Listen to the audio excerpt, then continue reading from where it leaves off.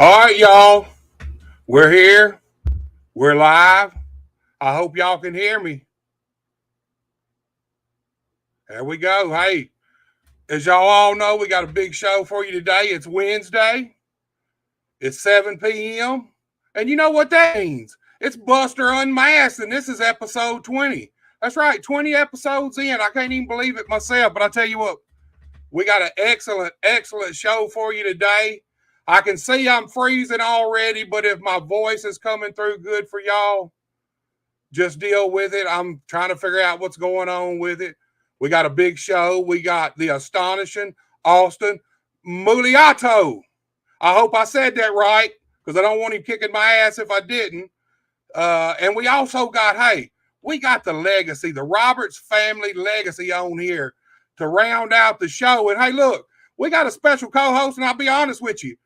This dude hit me up and he told me in no uncertain terms that without a doubt there was no other co-host for this show, that it was him, and that if it wasn't him, some bad things might happen to Big Buster. So I'll tell you what, he's on here right now. I can see him in the waiting room. He's been there about 10 seconds. He's already getting pissed.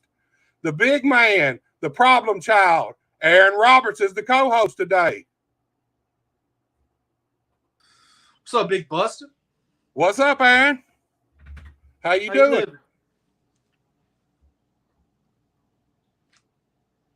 What's up, my man? How you doing? Man, I'm living good. I got caught up watching some Chicago PD. I almost missed this whole shindig.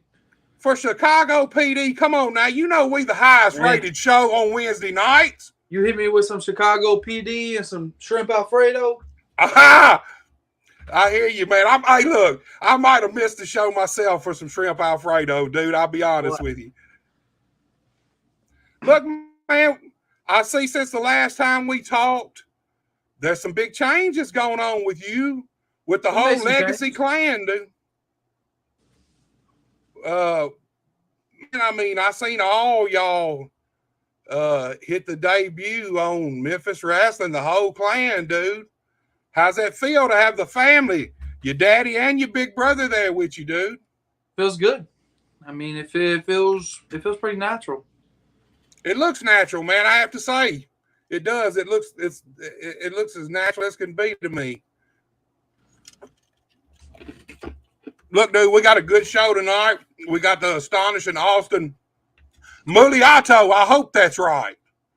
If not, you liable to have to protect me, dude, because I don't want to butcher his name and he try to kick my ass, you know. But we got a few minutes till he comes on. What's on your mind, man? You got some wrestling you want to talk about or something? We can talk about wrestling. What kind of wrestling you want to talk about? I don't know. You want to talk big time wrestling for a few minutes? Let's talk. Very simple. Collision, man. What's your thoughts? I think I don't know if it's a smart business plan to create a whole nother show just so you can book one man. Okay, since you said that, CM Punk, what's your thoughts? My thoughts are when CM Punk first left the WWE for a few years, I wanted to see CM Punk. But after hearing him bash wrestling for years and years and years, I got tired of CM Punk coming back or CM Punk should do this or CM Punk should do that. But I will say this, though. I happened to be in Chicago the first night of Rampage. And so we decided we were going to go because chances were CM Punk was going to return to wrestling. So we went, and it was a big moment. You know, I was glad to be there. But after that, I could care less again. Was this a Rampage or was this a Dynamite now? It was the first Rampage. Okay. When I don't think it was the very first Rampage, but it was Rampage in Chicago. Yeah. It was called the First Dance or whatever is how they were billing it. Yeah. You know, I think a lot of people out there has kind of got your sentiment about Punk. Me personally, I'll be honest with you. I think AEW needs him because he is a needle mover for him. He's an attention getter. And I think they've put themselves in a position to need CM Punk. I think before they had hired CM Punk, they didn't need CM Punk. But since they've hired CM Punk, they have to have them. Yeah. That's a double-edged sword, because they really do need those marquee names. And here's the thing.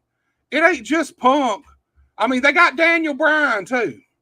And when he first came in, man, Daniel Bryan was doing some of the best stuff that's been done at AEW, in my opinion. His matches, his promos, he was doing killer stuff. And then he got grouped up with Claudio and Moxley and Wheeler Yuta, and I think they missed the boat there with Daniel Bryan some, man.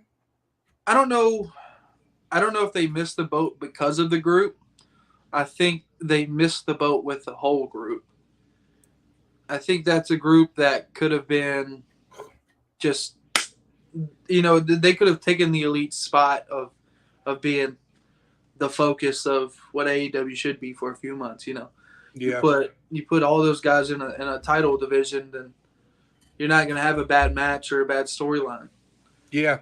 I mean, but having them just kind of flounder and do this and do that and just kind of, here's a match, there's a match. I think that's where they're missing the boat with it.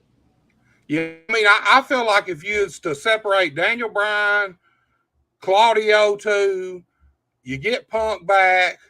There's a few other guys over there that are main event guys, even though Claudio never really got his just due in WWL for WWE, he's a main event dude. He's top-notch talent. Yeah, I like Claudio. I'm like you. I kind of think they're misusing. I think it's a misuse of both of those guys, truthfully. I think that's like their general issue is that they just keep hiring everybody. And it's kind of like what happened with WWE pretty recently, but not this year or anything like that, where they just hired everybody off the indies and it just had nothing for anybody. Yeah. So everybody just sat there, or they had like this pointless thing here, this pointless thing there. I think that's kind of what's happening. But I will say, speaking of Daniel Bryan, that match with Okada coming up for what are they calling it? Forbidden Door. That's a ticket seller for me. Yeah, it is for me too, dude. I see we got our first guest. He's here. I guess we're going to get him on, man. I'm going to try not to butcher his name. Look, this guy's one of the fucking most up-and-coming young talents in the professional wrestling business in the world, not just around here. And he is simply astonishing. I'm bringing on Austin Mulitalo. What's going on, guys? Brother, I hope I did your name justice. Say it for me so I can say it. Mulitalo. Mulitalo. Yeah, man, I've been practicing shit all day, dude. You put an extra syllable in there, is what the issue was. I did, man. Look, I'm just a country boy, man. It's hard, man. It's hard on a country boy doing shit. Look, Austin, what's up, man? Oh, man, not a whole lot. How are you guys? I see you guys were talking about Bryan Danielson and CM Punk. Love to hear that. Jump on in here if you got an opinion. Jump on in here with us, man. So before we get into you. So I'm a big CM Punk fan. So just seeing him back was cool for me. But no, what Aaron said though, like the Blackpool Combat Club, like it was a huge thing when it first started. And I was like, man, this is gonna be cool. And then it just kind of, I don't know. When Regal left, I wasn't too interested in it. I thought their Double or Nothing match with the Elite was the shits. It was not fun at all. But yeah, Bryan Danielson and Okada, that's gonna be good. I'm excited. Yeah, good stuff. His promo was awesome too. It was like 50 seconds, got right to the point. Perfect. So. Yeah, that's gonna be one hell of a match, man, right there. Ain't no doubt about that one. Well, look, dude, let's talk about you, man. First of all, I appreciate you being here, man. It's our pleasure. It's my pleasure for sure. I don't know about the big man. I can't speak for him. But I appreciate you. We are real cool, man. Yeah, well, I figured I knew y'all knew each other from AHCW and other places. So yeah, I see him quite a bit. So well, that's good, man. Austin, tell us a little bit about yourself, man. Tell these people kind of how you got your start in the wrestling business, how everything worked out for you. Even how go back even further, how when would you first get interested in the wrestling business, man? Okay. Yeah. So I used to watch it a lot when I was a kid. I just watched it all the way up until about 2009, and then I stopped watching it for a bit. I don't know why I wasn't really interested, but I really wasn't. And then, odd enough, the WWE 13 game came out, and it was in like one of those red boxes. And I went and got it for the PS3. So I started playing it, and I'm like, huh, this is kind of cool. And then around, I would say right before the Shield debuted, because it was CM Punk and Ryback. They're having the rivalry. I started getting back into it. I started watching WWE again, and then, I was hooked on it from there. About that time, I was like 13ish, and I was looking at wrestling schools. And at the time, the Harley Race School used to be in a place called Eldon, Missouri, which is like an hour from where I live. So I was like, okay, yeah, that's really cool. I mean, Harley Race is awesome. I went into like a deep rabbit hole, watched all of Harley and Ric Flair's matches, a bunch of stuff. So just watched wrestling to that point, and then right about, I'd say 2019-ish, maybe, I was starting to look into actually going to the wrestling school. And then I got very sad when I found out that it was all the way up in Troy, Missouri, which is like 2 hours and 45 minutes from where I live. I was like, crap, man. So I had planned on going in 2019. However, financially, it just did not work out at the time. So I ended up going in July of 2020. That's when I started training. And it was fun. Like the first 3 months, we did nothing but bumps and bumps and bumps and bumps. And then training stopped for a little bit because of COVID. Yeah. It shut down the county up there. So, like, I'd say the first 5 months of my training, it was kind of hit or miss with COVID. But after that, training was pretty steady. About May of 2021 timeframe, I started training with Superstar Steve Fender. He was one of the original Harley guys. He's been all over. But I started training with him on Saturdays. So I would train up at the Harley Race School Tuesday, Wednesday, Thursday, and then on Saturdays. And then before a couple shows and stuff, I'd show up a couple hours early, help set up the ring, do whatever. And then we would train for, 2-3 hours before the show. Yeah. So that was pretty cool. And then I made my official in-ring debut March 5th of 2022. And then I've just been on a roll ever since, just trying to wrestle matches and trying to get my name out there, essentially. So. Yeah, man. I noticed you work all over the place. You work in Missouri. You work in Illinois some too, right? Yep. You work in Tennessee. Yep. You work in Arkansas. Oh, Arkansas. Is there anywhere else I'm missing right now? Or is there anywhere you got your sights on, any certain state or place that you really, really dying to go work in? Yeah, so I'm starting to work in Kansas quite a bit. I don't know if you said Kansas or not. But I'm starting to kind of get around to surrounding areas. So in August, I'm going to be wrestling in South Carolina, which is really cool. Very excited. Or wait, no, North Carolina. Charlotte's in North Carolina, right? Yep. Okay. Right. Yeah. Don't get me to line, dude. I'll lie to you in a heartbeat. So North Carolina. I'm trying to get out to Iowa, just surrounding states. Oklahoma's a big one right now. But I'm just trying to get all over.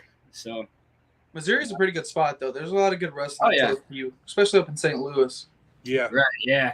And I live right in the middle of Missouri, so stuff in Missouri is not really too far. Yeah. I think the farthest one in the state would probably be Cape.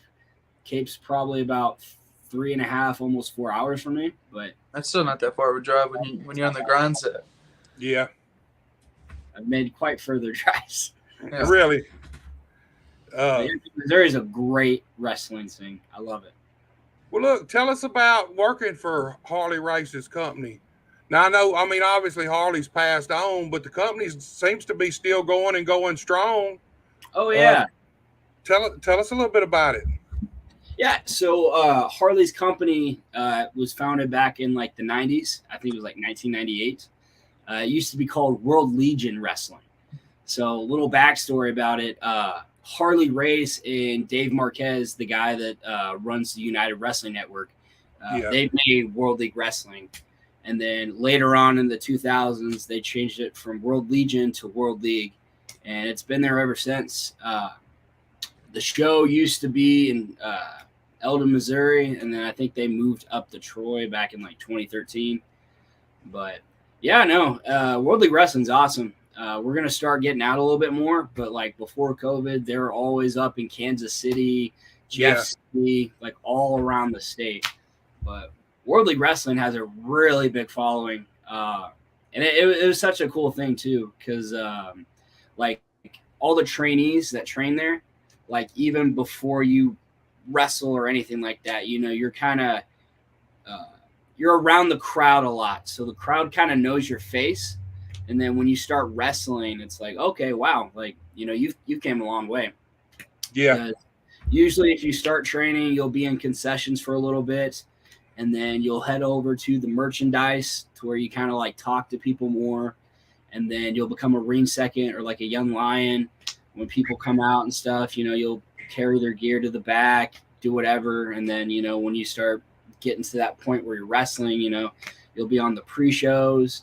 They've got a thing called like the Young Lion series, so it's like I don't want to say they're practice matches, but they're like training matches in like an empty arena that they post to YouTube. So yeah. it's pretty cool. I'm actually getting ready to be a part of one with this guy named Blade Lennox. So he's a U.S. Army combat veteran. He's got one leg, so he's wrestling with like a prosthetic leg. On that Zach Gowen. Yeah, no, like this There guy. you go. This guy is going to be good. I'm very excited for that.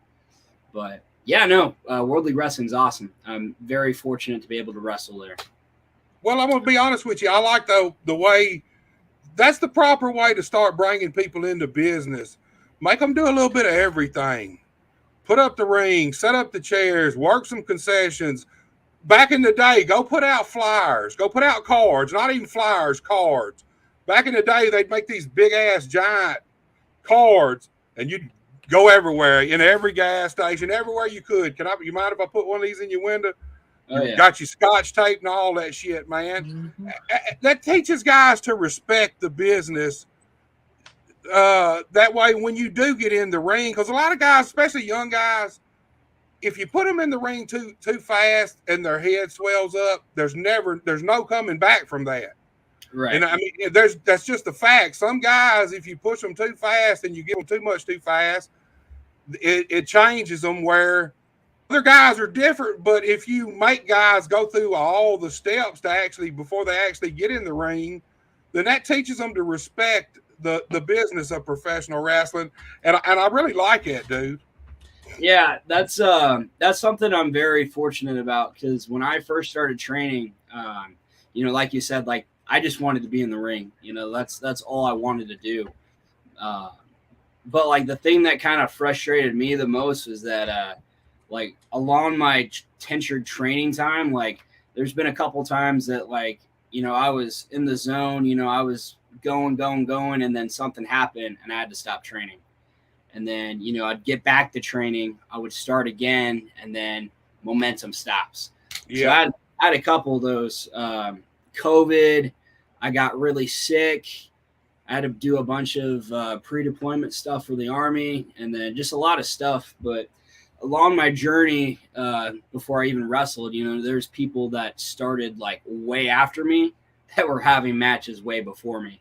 So for the yeah, longest time, that's it kind of ate me a lot. But you know, I'm grateful that I decided because I had the thought in the back of my head. It's like, well, if I go wrestle somewhere, like, is my trainer really gonna know? Like, but no, I decided to wait, and I'm glad I did. yeah. You You know, did the right thing. my first couple matches were a little rough, but I feel like, especially when I'm in the ring with somebody that's just really good, like really good, in good shape, understands how to format a match, tell a story, anything like that. Like that stuff inspires me to be better. I know a lot of people that don't really like to invest in all that stuff, but I mean, for me, like that's cool.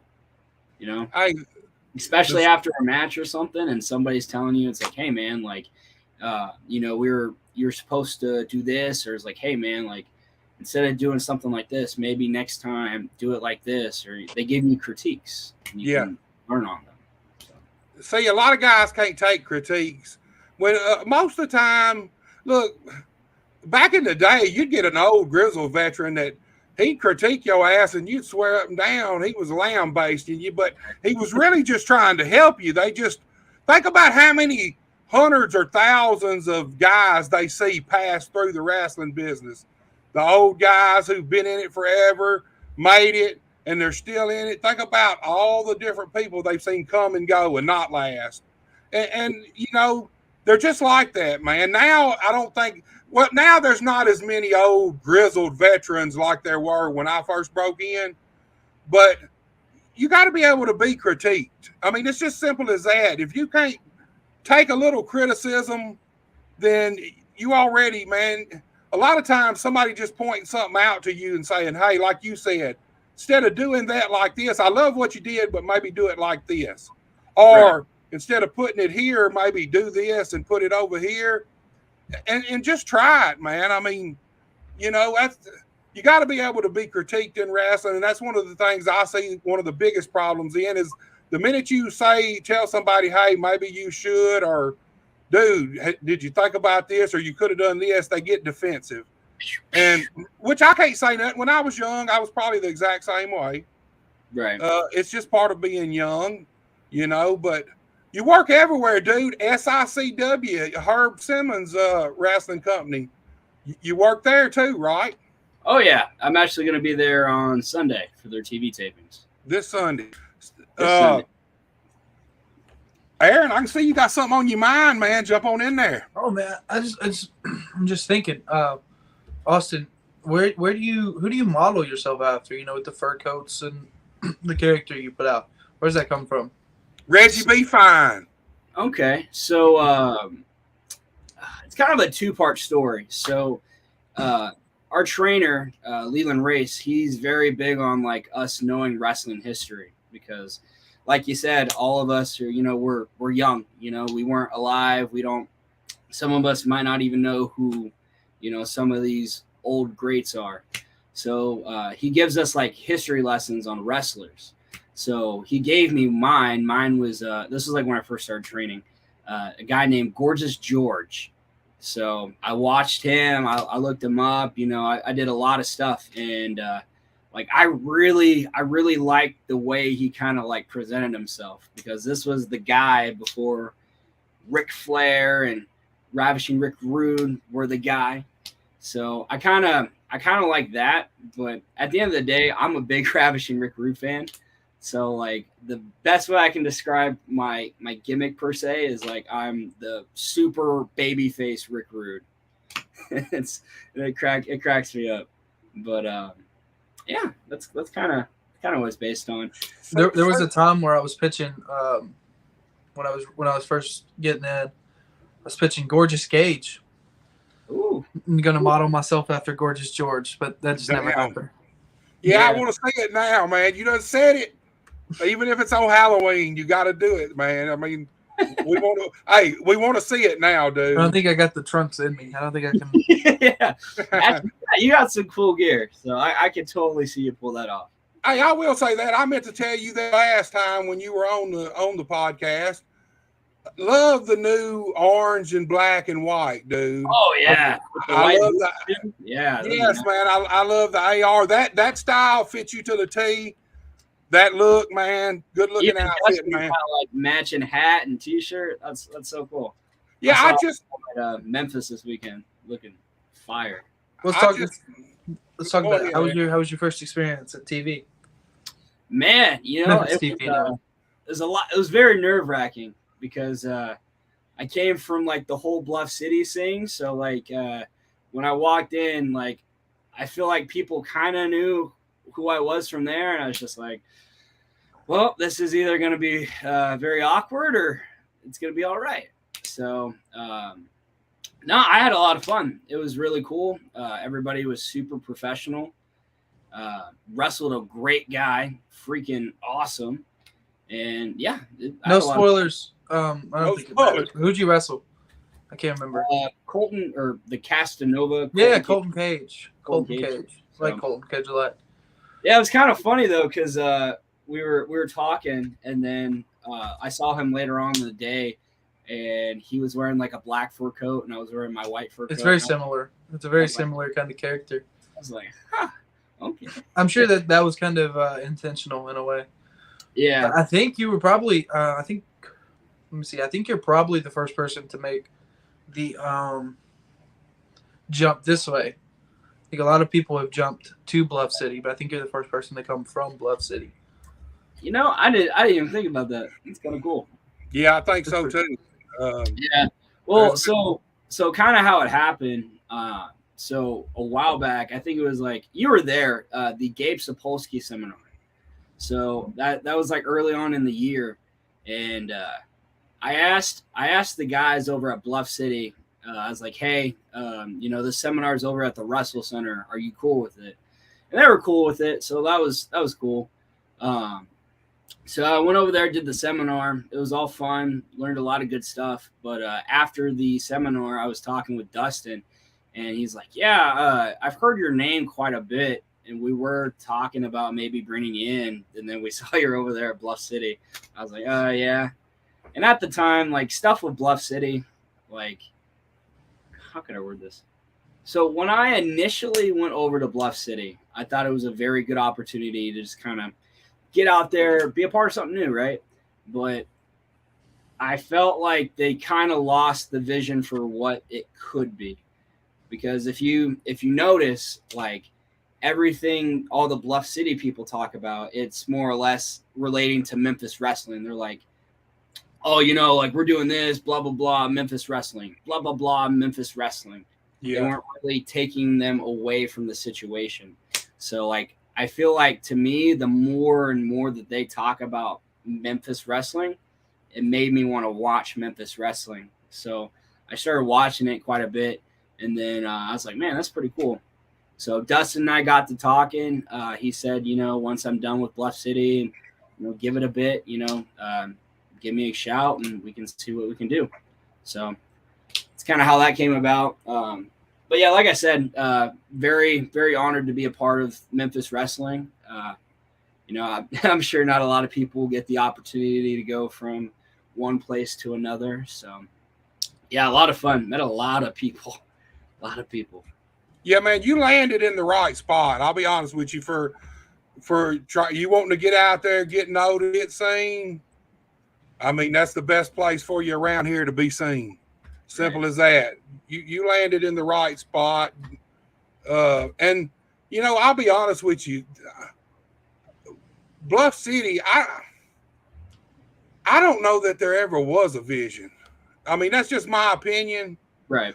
I'm like you. I felt like they spent more time putting Memphis wrestling over than they did trying to get their own company over. I mean, it's just the truth. That's just my opinion of it. And then when you go off of TV, like guys like you, if I remember right, when you actually first showed up there, they still were on TV. Yeah. So, yeah, they're still on TV. So it was a good opportunity. But once they went off of TV, I mean, it's just a show now. Yeah. I'm not knocking their show, but anytime you go from on TV to off TV, it's never a good thing. You know what I mean? Right. And like for me and stuff, because I was there for a good portion of the TV stuff, and then I was there for a good portion when they started doing the YouTube thing. I left right before they crowned the Southern Heavyweight Champion.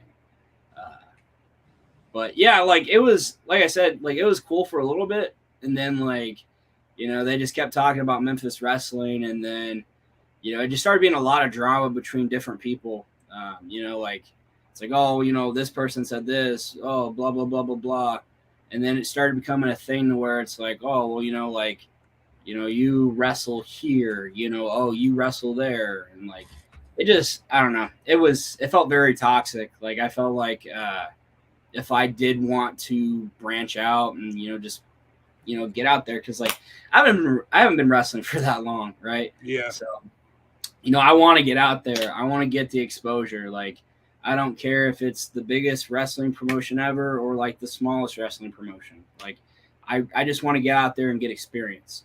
But like I felt like I couldn't do that there at Bluff City. So how many years have you been wrestling? So just over a year. About a year and 3 months. So really, your focus would be having matches, learning how to wrestle in front of different crowds, and getting clips of those matches. Because as you heard, like in that seminar, like Gabe said, you're not gonna get seen without having clips. Right. Your social media is what's gonna get you signed if you get signed anywhere. So that's really where your focus should be seen, is towards building some kind of social media following, probably specifically on Twitter. Yeah, I gotta get on Twitter. I'm terrible at it. I suck at it. Twitter. I post like once a month, maybe. I mean, Facebook and Instagram, it's just easy for me because like they're connected. Yes, so it's super easy. Y'all already lost me with Twitter and all that bullshit. Y'all lucky we it's on what's here important tonight, now, man. Buster. Dude, I need some little social media genius, because I ain't it, man. I need somebody that knows how to get all my shit out to all these different places, because I have no idea, man. I have no clue. and I mean, it is true. I mean, it's funny you say that, because I met you like right after like one of the first American Hostile shows I did, and I became friends with you on Facebook, and like every post of yours is just in all caps. It's like he's yelling. Well, look, there you go. Look, the bad thing is, now I've been doing that almost 3 years. Now I'm starting to notice other motherfuckers doing my shit, stealing my gimmick. That's my gimmick, man. I'm the dude that yells everything. You even text me. It's like, hey, man, can you come on the show? I'll reply to him. I'll ask him, why are you yelling at me, Buster? I yell at everybody, man. I yell in general. I'm loud. His name on here is even yelling at us. There you go, man, because everybody needs to know, man. If you ain't yelling, ain't nobody hearing you, man. It's as simple as that, dude. Well, look, man, talking about the military, didn't you just recently get a promotion in rank? I did. I just got promoted to sergeant. So. Sergeant, well, congratulations, man. Thank you. Let me ask you something. Your military career, do you think it helps you with the discipline you need for pro wrestling? Because, see, that's one problem with – you really need a lot of discipline in pro wrestling. Most of us didn't have it, but if you got enough discipline, it to me, it helps out in the professional wrestling business. What's your opinion on that, dude? So, like I said, I feel like I had it very fortunate. So – the military, it does show you a lot of discipline, but like for me, so I used to be a recruiter for 3 years. So like I'm very used to being up in front of like a bunch of people, doing speeches, going around talking to people from all different walks of life. So for me, like as far as like networking goes, because I know a lot of guys that I train with that like they're good people. However, like they're just not. They don't really know how to interact with people, especially people that they don't know. And like in professional wrestling, like that's a huge one. Like either it be, backstage, shaking hands, meeting people, when you're out in the crowd or when you go out to the ring and stuff like that. If you're a baby face, heel, interacting with the crowd, like you got to have a feel for that. So the recruiting part of it helped me out a lot. But especially the discipline, because there's times that you're going to be upset in wrestling. There's times that you're not really going to like a booking decision. There's going to be a lot of times that you want to say something, but out of respect, you probably shouldn't. And that's helped quite a bit. Wish I had that discipline. Mad at people, but yeah, no, it's very helpful. And then with my job now, I'm a liaison down at Fort Leonard Wood for like all the basic training. Okay. So essentially, I talk to like thousands upon thousands of fucking trainees like every week. So my public speaking skills are starting to get a lot better, which is cool. Yeah. I'm starting to get to the point where with a bunch of the promotions I'm wrestling for, I'm not just doing like promos for a show, I'm doing promos at shows in front of people. And like, I feel like for the longest time, that was probably something I struggle with a lot because like I'd have something good to say in my head and then I'd get out there and then I'd be twisting on my words. So for me, I think it's just better if I shoot from the hip when it comes to like promos. I'm not necessarily good at like planning out things to say, if that makes sense. So, Yeah, I think that was one of the first things I noticed about you when I first started seeing your name was that you were one of the few guys, I think this was probably American Hostile, that was actually sending in promos. Oh, yeah. And they weren't just like, let me hold my phone up and do a selfie video, you know what I mean? Like they were edited, planned out. I mean, I think one of the first ones I seen you, like, you drove your car up and hopped out of your car. Man. Yeah. But like it's funny, you can look at it and be like, oh, why did I ever do that? But I remember it.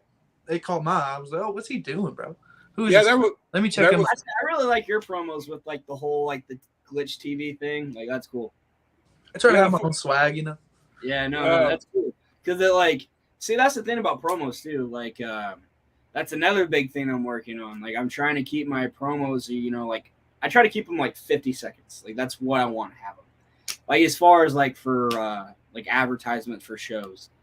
But yeah, like I like that kind of what you did because like it kind of gives you a signature thing. So like if somebody's going through whatever and they see, Aaron Roberts, it's like, oh, okay, let's watch this. So still trying to figure out what my thing is, but I'll get there. I mean, I've been doing it for 9 years, and I think I've learned how to do that last year. So I think you got some time to figure it out. Yeah. Practice makes perfect, man. Right. Look, Austin, you are not only a military guy, but I seen the other day you're a black belt in, is it jiu-jitsu or what is it? Mixed martial arts. Mixed martial arts. Yeah. How long have you been training mixed martial arts? So I started training right around 6, and then at that video, I got my black belt in 2018, and then so most of 2020, I didn't really do anything, and then I've been doing MMA ever since. I haven't gone back since September of last year though, because I hurt my shoulder wrestling, so I took a break from it. My shoulder still kind of hurts. I'm doing physical therapy and everything, but like wrestling for me, like I feel like wrestling is something that I can kind of control with my shoulder, but like mixed martial arts and jiu-jitsu, like that's a whole different ball game because it's just so unexpected. So if I get hit or twisted the wrong way, like I'd know it's gonna hurt. But I'm almost there. You learn how to work through any injury in wrestling. Yeah, no, for real. You'll pick up a few. Yeah, really. And that's the cool thing too, because like when I first wanted to get into wrestling, like I had this idea of like the wrestler I wanted to be. I wanted to be like a RVD, Evan Bourne, flippy guy. That's what I wanted to be. And then when I started getting in the ring and taking bumps, I was like, okay, well, maybe 450s aren't for me.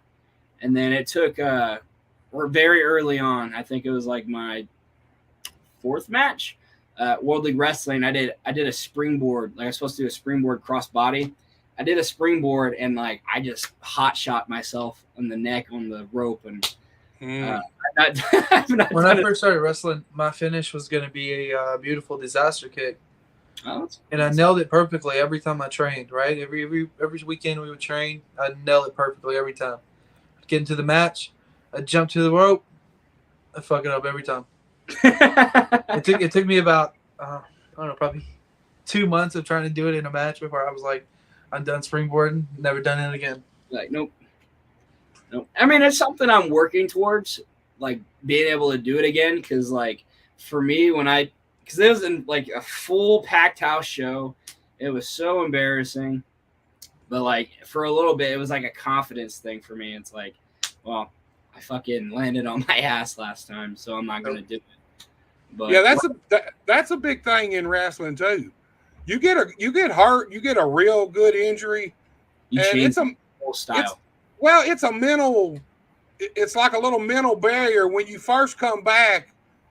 All you really think about is re-injuring that whatever the injury was, and that then it causes you to change your style. But I'm gonna be honest with you, a lot of times I feel that a lot. A lot of times the changing of style is good for you in the end. You learn how to work safer and still do a lot of the same stuff. You just learn how to do it safer. Because wrestling, man, here's the thing. MMA, all that. Now, when you're practicing, you're taking abuse, but when you're in a fight, it's a fight. You could win or lose. There's a chance you go in there and win and don't even get an injury. In pro wrestling, you're going to get hurt. Your body takes a beat, and it's the bumps that you don't feel that accumulate on you over the years. The ones that the injuries come and go, but the ones you don't feel, you feel 20 years later. You know, you get 40, 45, and you feel all them bumps that you took when you was 20. Yeah. I'm not looking forward to that. It's just the way it is, man.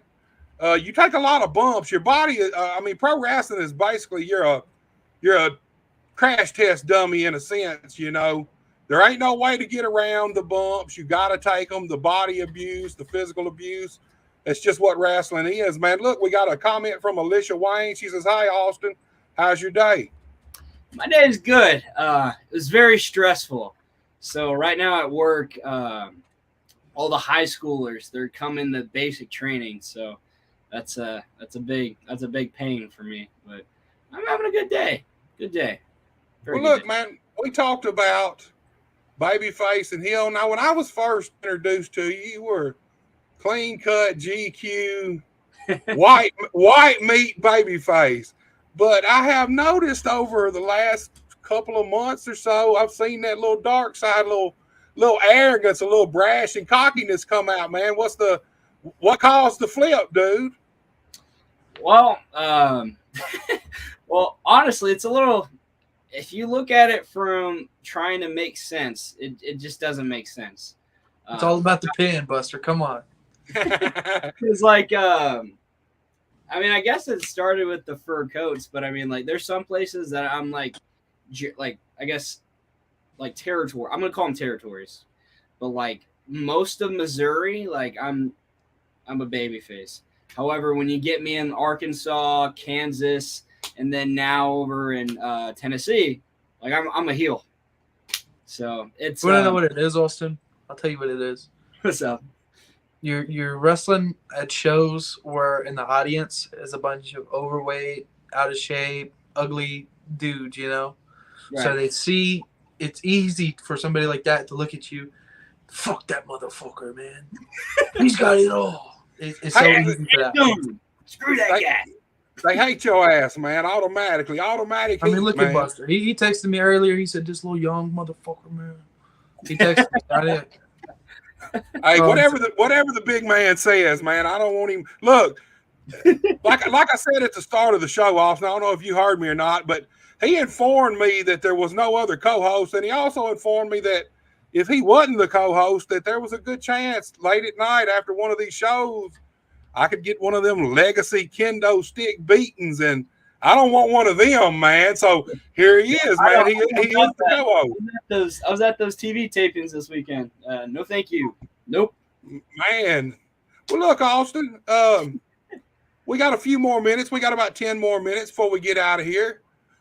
Tell us what's your goal over the next 3, 4, 5 years.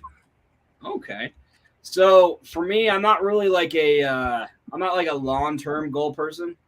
I like kind of like short-term goals. Like for me, like short term, and then I'll eventually get there. But for me right now, I'm really aiming for the NWA. Like that's where I want to be right now. I seen a little post you made about you're gonna be the NWA Junior Heavyweight Champion one day. Oh man, Kerry Morton, that guy makes me mad. And like I've met him a couple times. I mean, I'm sure he's a cool dude, but like, man, he's just cocky for like no reason. Like, I get your dad's like the biggest baby face ever, but I don't know. I guess it's just the way he was treating people. Because earlier in the year, they had like a NWA CWN like seminar thing down at the school of Morton, and he was kind of like help coordinating everything, and like he's just a dick. Like he's like okay, you've got 5 minutes for a match, and then like in the middle of the match, you'd be like, you guys got 30 seconds, and then like you just locked up, so you had to like just think on your feet and get to a finish. Like, I mean, I get the purpose behind that, but like he was just having fun with it. Like he was just like, all right, you've got 2, you've got 1, you have 10 seconds. There was a 10-second match. It was a very terrible botched big boot. It was just terrible. Hey, that shit happens, man. Especially on TV back in the day. If somebody's segment ran long, you could have 8 minutes. And as the show went on, if segments went a little long, then your 8 minutes go to 6 minutes. Then your 6 minutes go to 4 minutes. Then before it's over, you got 3.5 minutes to, and you done set up a 8-minute match. Then you done set up a 6-minute match. So now you got to cut the 4-minute match down to 3.5 minutes. But that's just part of wrestling too. You got to be able to cut the match down than to try to book an 8-minute match and then nobody tell you that it's got jumped up to like 12 because nobody tells you that somebody went under. It's like out there, you're going into your finish, right? You're like, oh, we got 8 minutes. We're going into our finish. 4 more minutes. Oh, God. You That's people suck. We've just done our finish. What are we supposed to do now?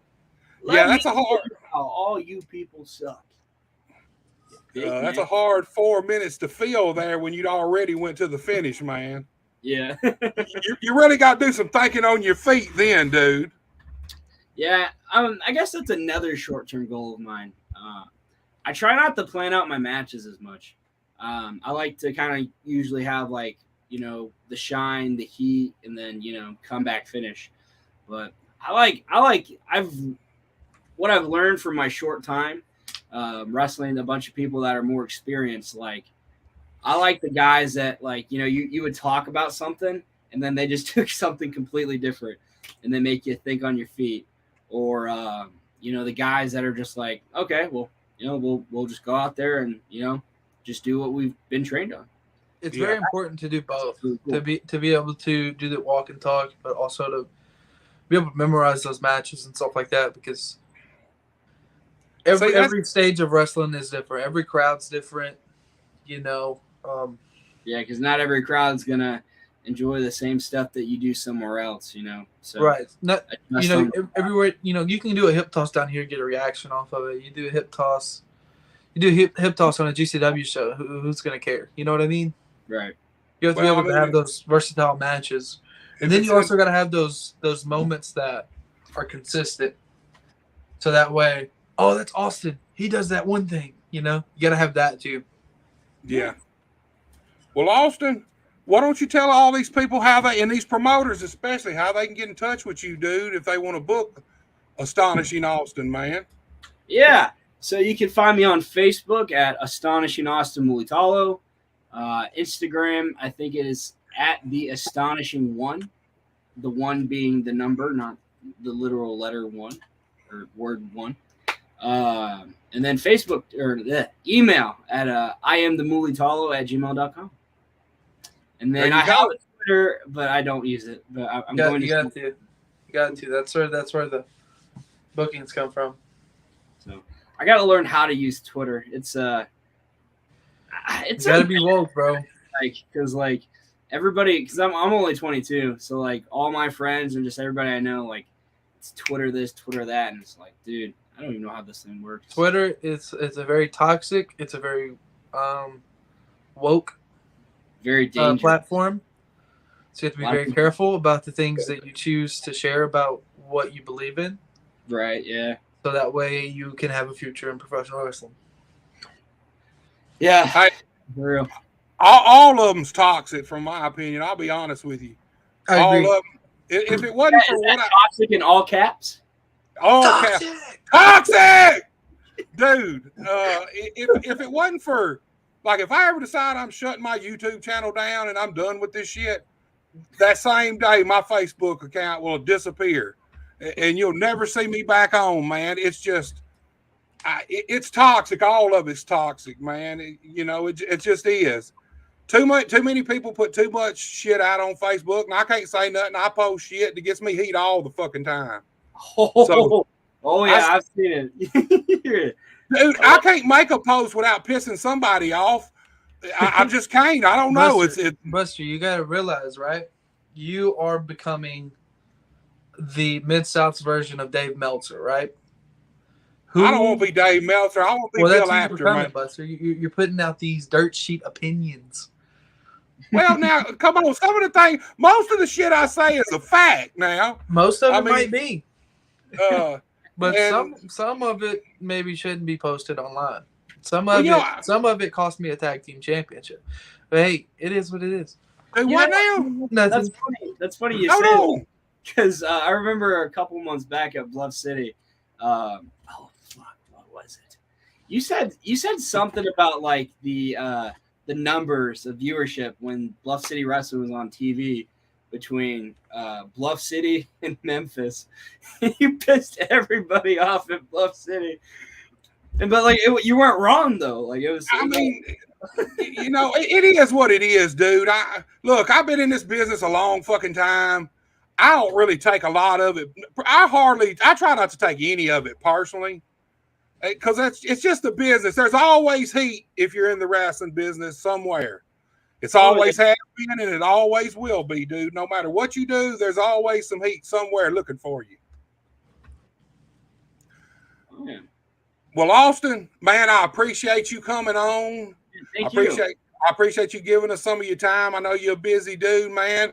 I'll have to bring you back sometime. We'll have to spend some more time together. I don't feel like we really talked about all the things we could, but dude, my pleasure, man. I so much appreciate you coming on here, man. Thank you very much. You have a nice night. Yeah, you guys as well.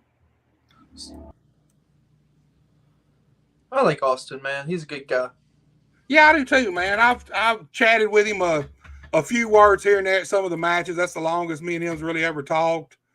I like him too. I like him. He's a young guy, got a good look, got ambition. That's one thing about this business. You got to have the ambition to try to make it. Got to have you got to also have the attitude to know when to stop caring what the other people are telling you should be doing. Yeah, it's a double-edged sword, man. It's a tightrope, really. You got to kind of walk that tightrope and stay right in the fucking middle, and that's just the way it is, man. But look, now is the time we've been waiting on. The Robertson family legacy. Look, dude, I butchered Austin's intro, so I think what I'm going to do is have you introduce these guys. Look, man, the way it's set up here, the way they're in line, Rockers first. So, well, hold on. I just lost somebody. All right, yeah, Rockers first. So give Rocker an introduction. We'll get him on, and we'll go down to JP, and then we'll say Big Daddy for last. We'll say Pops for last. We'll sandwich you two guys in between Rocker and Big Red. But I gotta be honest with you. I don't really like Chris Rocker that much right now. I should be the Legacy Pro Heavyweight Championship. He should be, that should be around not my waist, but my shoulder. I wish it was around my waist. But he is who he is. That's a fabulous Chris Rocker. What's up, guys? What's going on? Chris, what's up, my man? Man, you know it. And Aaron, just to share the love there, brother. I don't care for you much right now either. I think that's reasonable. You said next. We got the big dog, the bull from the woods. My big brother, Cordell Roberts. What's going on, fellas? There you go. What's up, Cordell? Can you hear me? Yeah, we can hear you good, dude. That's my What's shit's going working on? slow. I don't know what's going on with it. Trying to get everybody on here. That Arkansas And now internet for you. I'm in Tennessee, man, and I pay a hell of a lot for internet. It shouldn't be doing this shit. All right, there ain't but one left. He's the without this man, you two boys wouldn't exist. So let's get this dude on here. Yeah, we come straight out of his testicles. My pops, Big Red. What up? Red. Can y'all hear me? Yeah, we can hear you, dude. How you doing, Hey. man? I'm good. How about y'all? Doing good, man. Look, I know you and Rocker were on a while. I appreciate you guys so much for coming on early like that, just in case I needed y'all. I know it sucks sitting there waiting, but you don't know how much I appreciate you guys. Hey man, it's a pleasure because I got to listen to you guys talk, and it was pretty cool. So it's no problem anytime for you. Well, look, before we even get started with the Roberts family legacy, Red, what the hell, man? How you gonna wait all these years to make the big TV debut, dude? Come on, man. Yeah, I know. It's been a long time coming. Man, you Rocker mad too. Rocker mad. You Rocker. He had me booked so many times and I no showed. Buster, it was only I got him booked on quite a few shows, and it was only one show that he made. And the only reason he made that show is because Terry Golden and I pulled up to his house and said, "Are you coming to the show?" And he goes, "No, I'm not coming." And Terry goes, "Oh, but you are, because we're in your driveway right now." Yeah, I've heard that story, Red. Yeah, that's truth. That is the truth. Well, we got the Bull of the Woods on here too. Big Cordell. Cordell, what do you think about your TV debut, man? Man, I think it's good. Business gonna pick up in Memphis wrestling. Y'all guys look good together, man. Let's just go back to kind of where it started, man. There was a match a few weeks ago with Aaron versus Mike Anthony, of Anything Goes match. These guys were swinging the kendo sticks pretty freely, and gets close to the end of the match, and all of a sudden these two big giant, fully black hoodie wearing, black mask wearing, totally covered guys hit the ring, and y'all leave Mike Anthony in a pile of dust, man. We didn't know it was y'all then. And then fast forward another week later after that, and then the big reveal. Big Aaron tells everybody and shows everybody who it is, and now we got the Roberts family legacy, Memphis Wrestling. Memphis Wrestling's better watch out, man. What y'all's plans for Memphis Wrestling? I think it's pretty clear what the plans are for Memphis Wrestling. Let's take over, Buster. Heritage tag team. I'm sure my dad can win the women's title. Hey. Damn. I can see it's already starting, Rocker. I can see what kind of show this is going to be, man.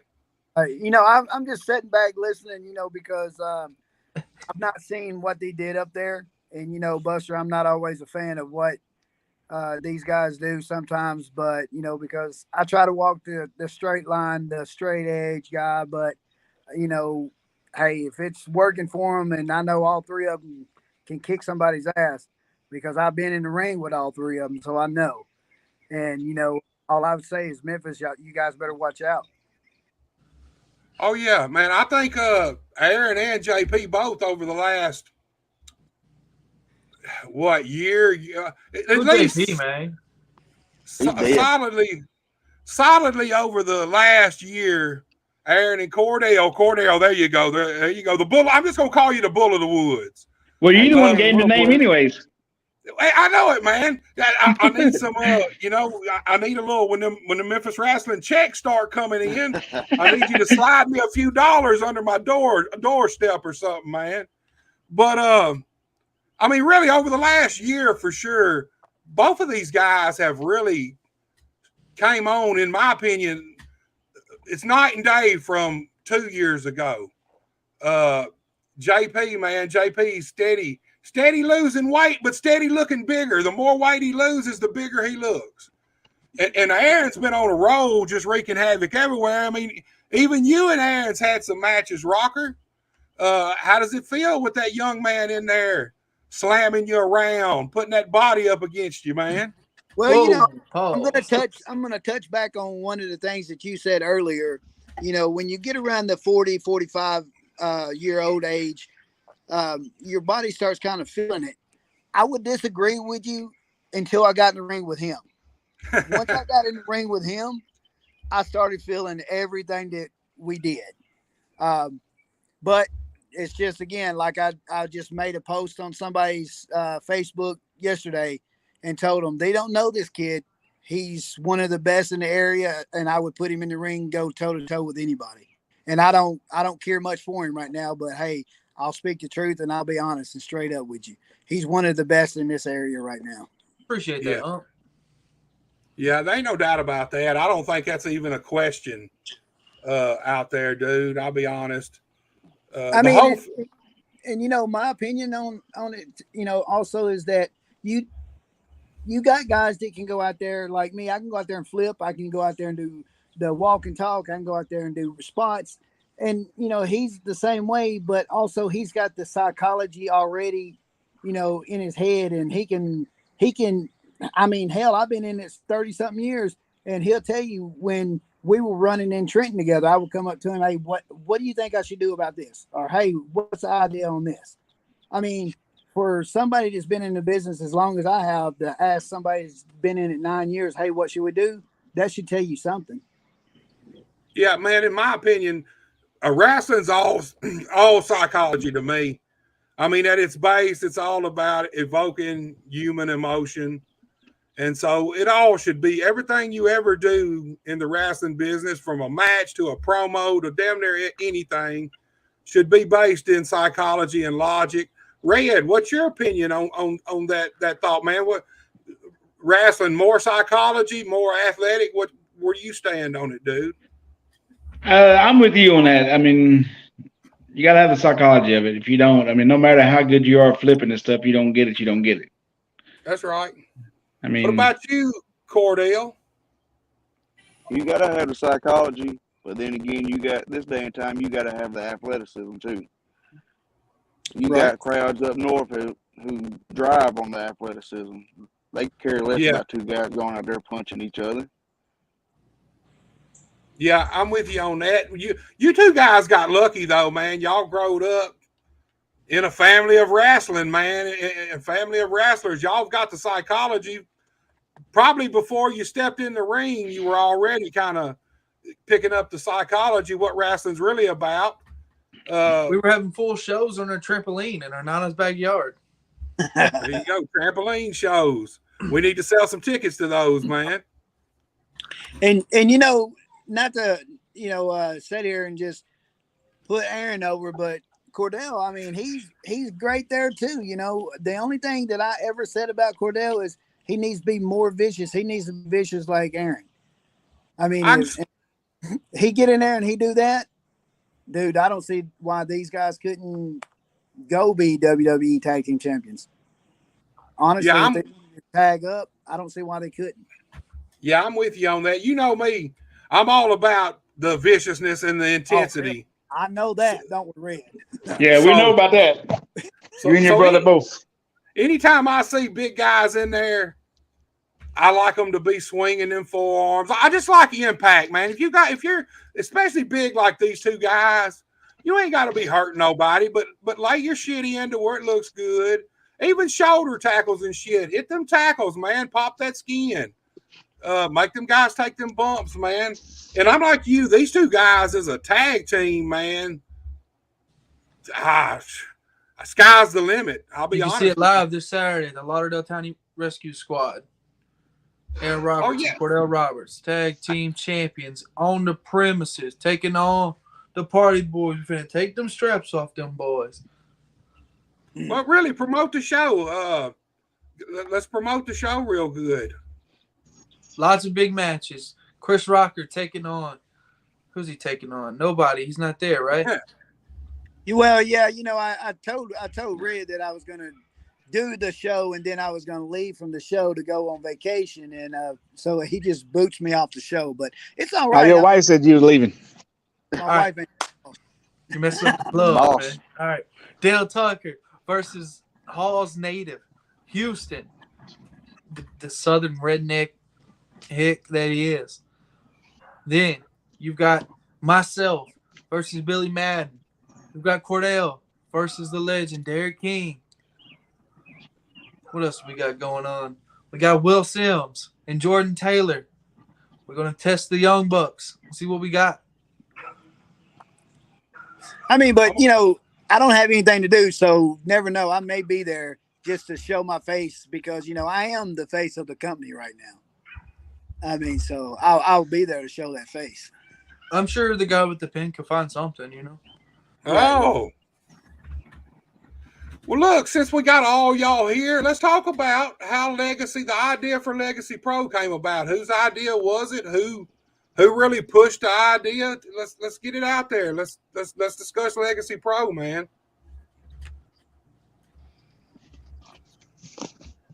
You got a spot? Let them know. I was supposed to say it would be up to them guys because all I did is told them I would be there, help them out, and do whatever I needed to do to be there. So it's one of them guys have to explain it all. Red, you the man. Let's hear it, dude. Now, Aaron's want to come up with his name, so he needs to be the one explaining this. All right, so Legacy Pro started out as we were all tired of how people were being trained and how they were coming into the business not ready to be wrestlers, but they were having wrestling matches. So we decided we were going to start a school. It's going to be Legacy Pro Professional Wrestling School.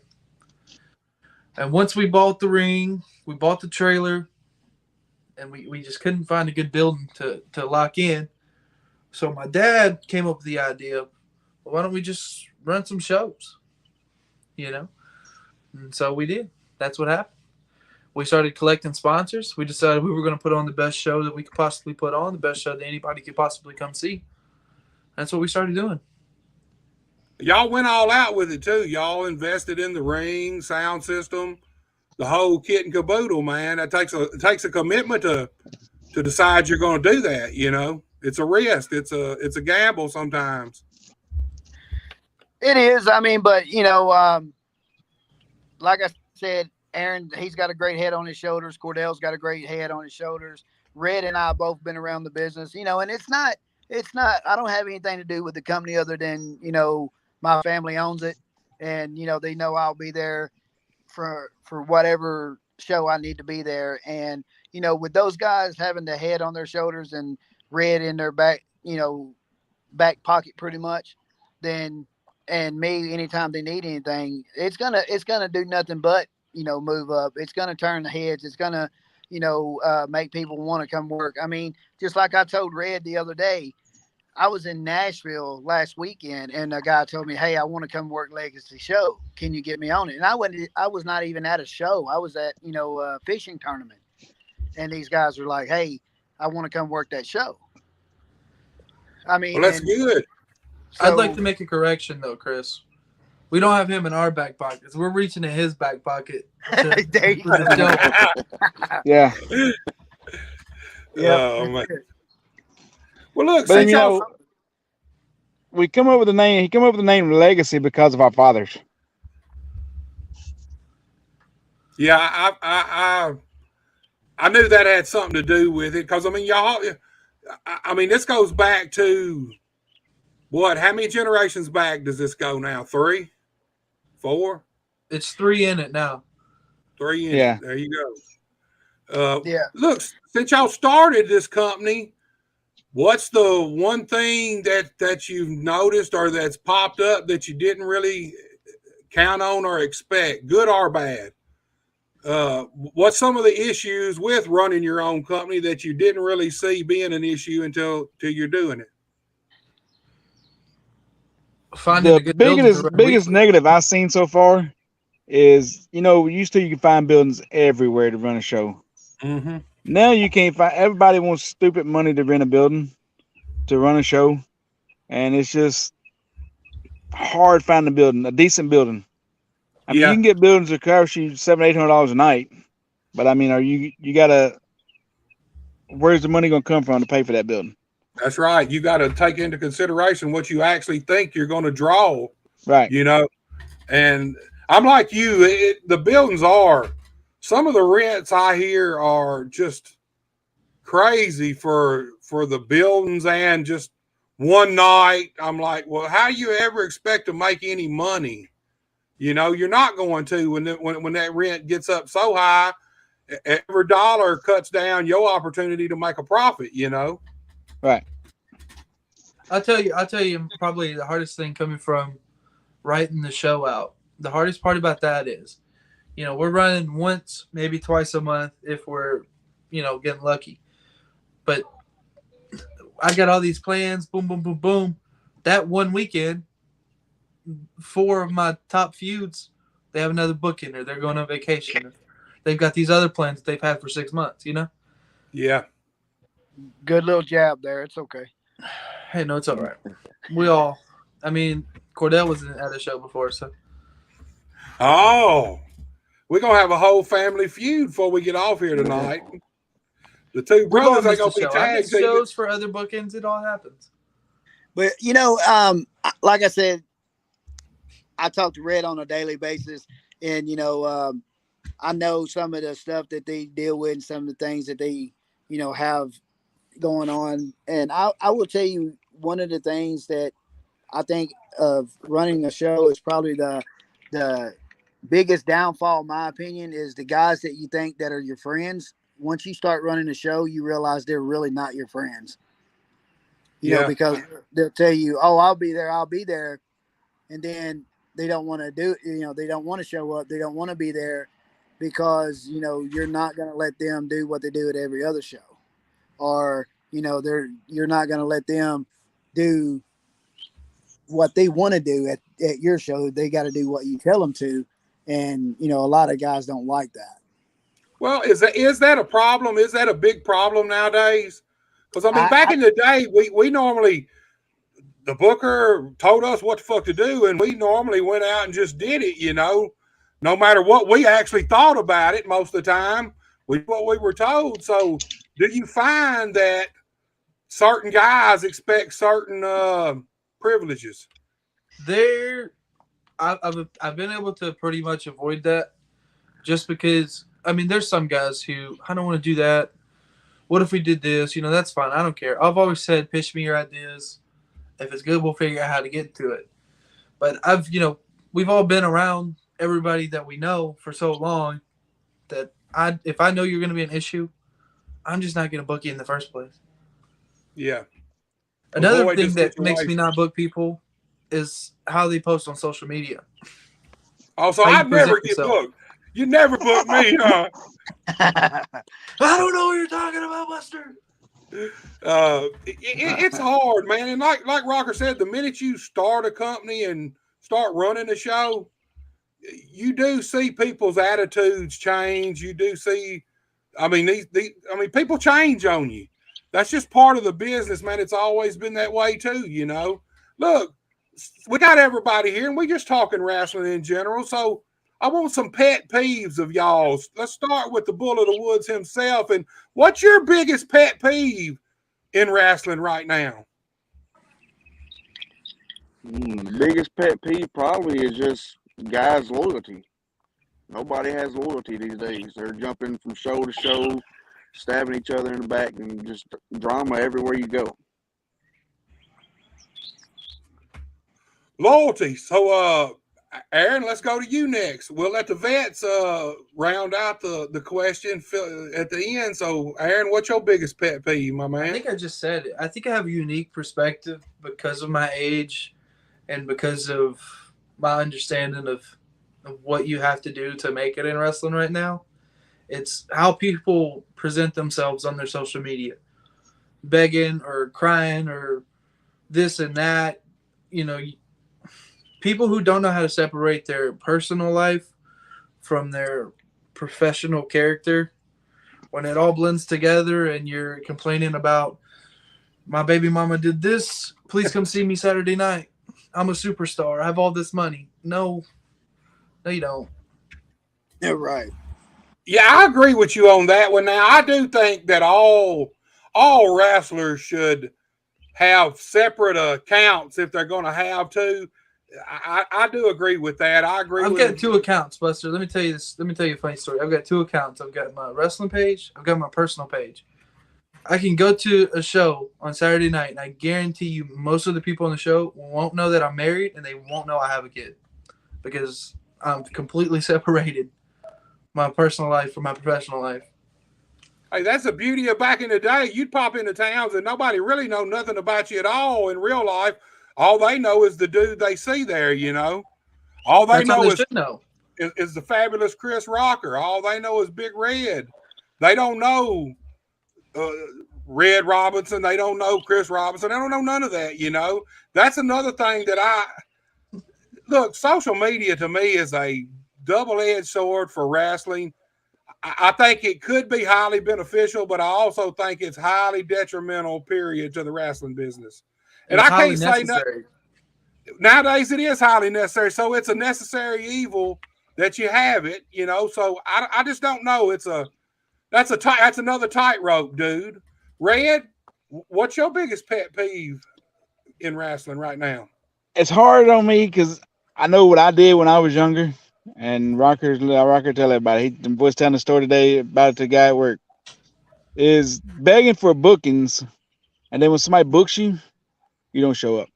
Oh my God, yes. I mean, I was the worst about it, and I know how I done Terry and everybody else that I know showed. And now I see how bad I was doing that when guys does that to us. I mean, don't call me the day that's 2 hours before the show and say, "Hey, I can't make it." You I'm knew with you all on day that. you couldn't make it. That's right. I mean, don't every time I see you out of town, don't beg me to book you. Like, when you gonna book me? When you gonna book me? And then when I do put you on the show, you always call and say I can't make it. And then when I see you again, you want to be booked again. No, it's not happening. And you I know mean, what the worst thing? I'm the type. I mean, I told Aaron them a couple months ago when somebody called and said they wouldn't come back. I said, don't book them again. They's like, come on, Dad. It's just the one time they done this. I don't care. I There's a lot mean, of the times where he's telling me, hey, why don't we book this person? Why don't we book this person? And I just refuse to book them until he convinces me to book them, and then they don't show up. yeah, It's hard. It's hard, man. You want to help guys. Guys ask you to be booked, and you want to help them. Most of them, but then if you do book them and they don't show up, I'm with Red on that. One time, and we're done. One time, if you want to work for me, if I ran a show and you did, and you asked me to book you, I booked you, and you no showed me. Then if you want to work any chance of working again, your ass needs to just show up at the show.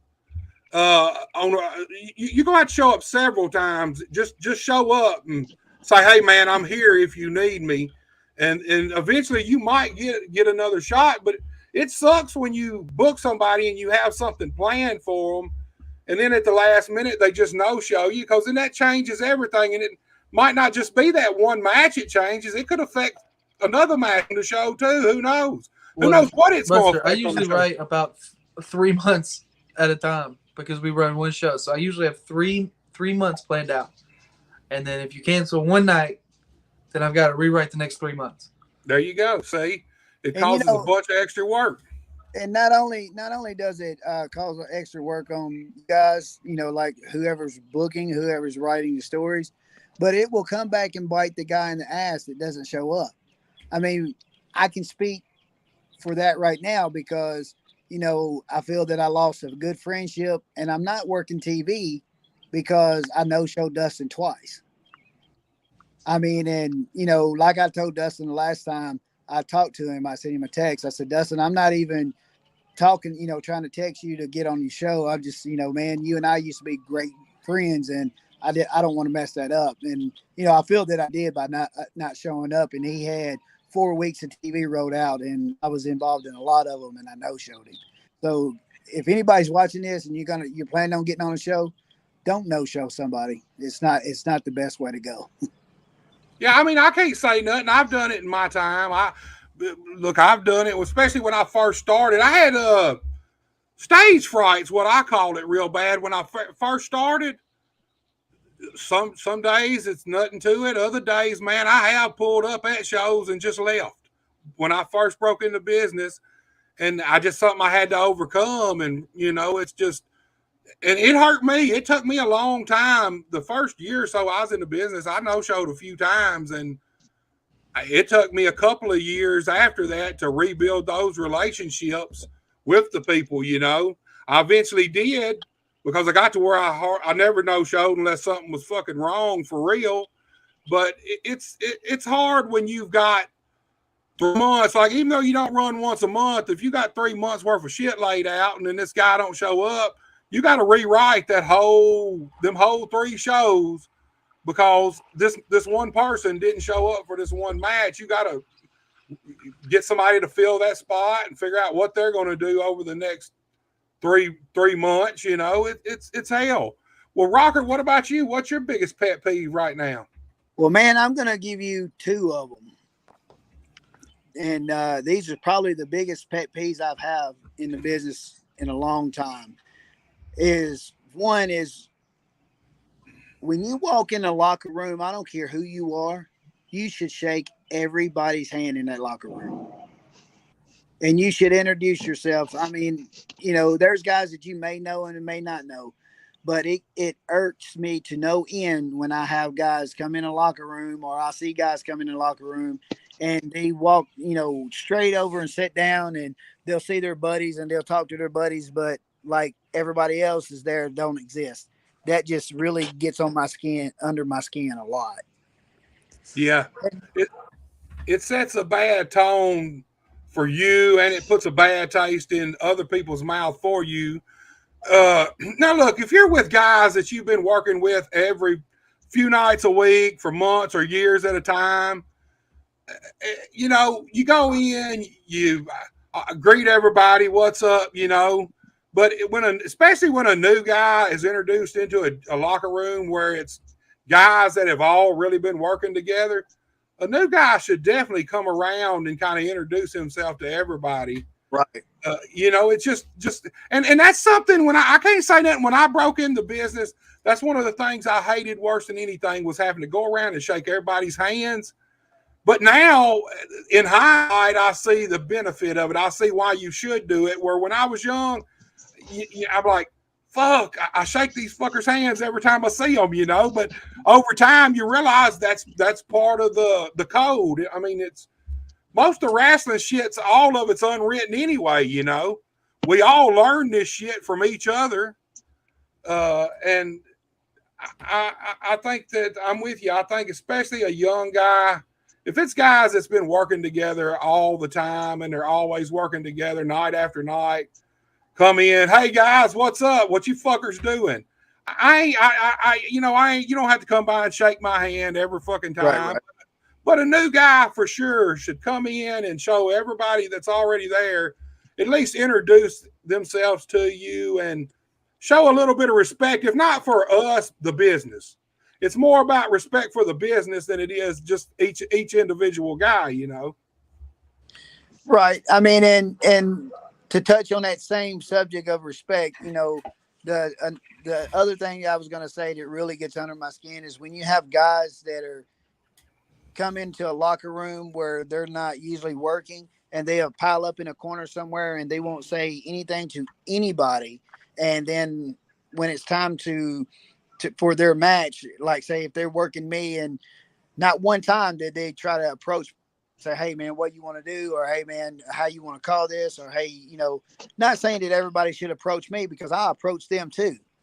But the thing is if you're a new guy in that locker room, I feel that you should come up and introduce yourself and say, hey man, I see that you and I are on the card working each other. This is what I can do and this is what I can't do. What would you like to do? Yeah. Goes a long way, man. It goes a long way, creates a rapport with the guys. It starts earning your respect for a young guy. Well, look, let's flip the coin then. Let's do the same scenario. Let's start with the bull of the woods. What's one thing that you love about wrestling? One of your favorite things about pro wrestling right now?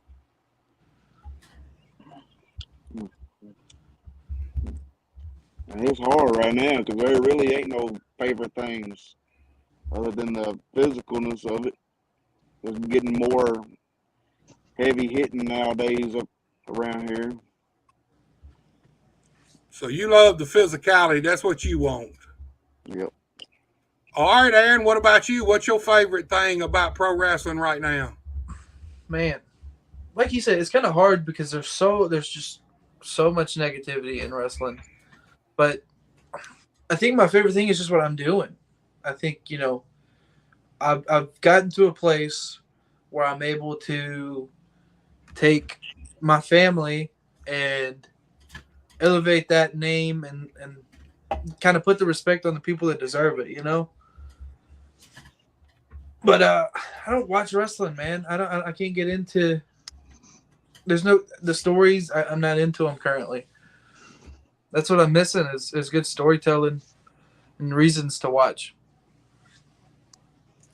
Well, Red, what do you like about pro wrestling right now? Any particular thing or?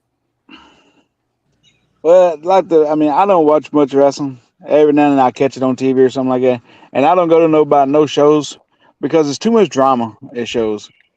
Um, but honestly, I love what I'm doing with our show, and I love what I'm doing with my boys in Memphis. So I mean, that right there is what made me, I think, love wrestling more. What I'm doing now with my boys. Well, let me And ask you so, this, Red. Did you think that? I mean, I don't know how long this thing has been in the works, but did you think you would end up on TV? Did you think you'd end up in Memphis wrestling too? well, the thing what we doing now was less than a month before we went. I mean, me and Cordell got a text message like, "Hey, I've been talking to Dustin about this. Y'all want to go?" We was like, "Yeah, sure." But I went done one day. I done a TV spot with them when Gage was with me. Where Aaron was working Zay. I done I a seen that. little TV spot there, but just a mic spill. But that was it. Um, but no, I had no desire to do TV, and never said, okay, I want to go do TV. Even honestly, even if it was my show, I wouldn't care about doing TV. But when Aaron asked me, and then I knew it was gonna be with both of them, I was like, sure, let's go.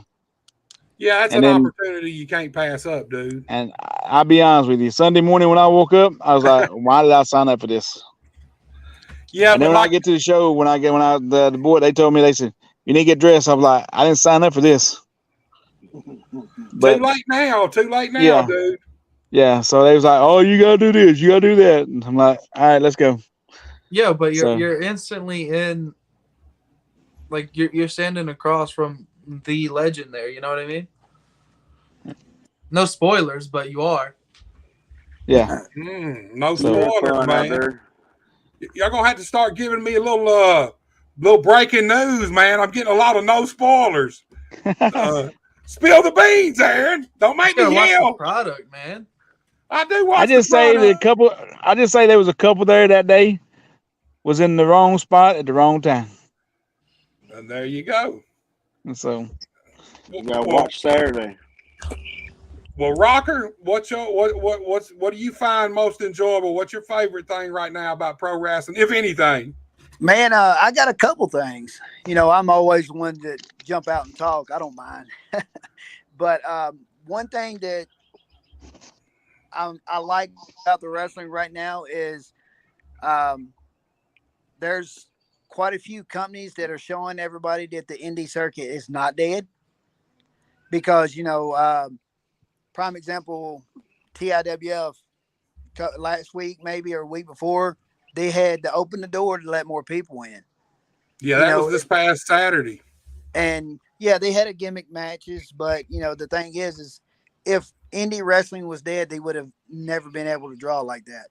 When we run shows, we have good crowds, so that tells me that the indie circuit's not dead, and I think the indie circuit's making a big comeback.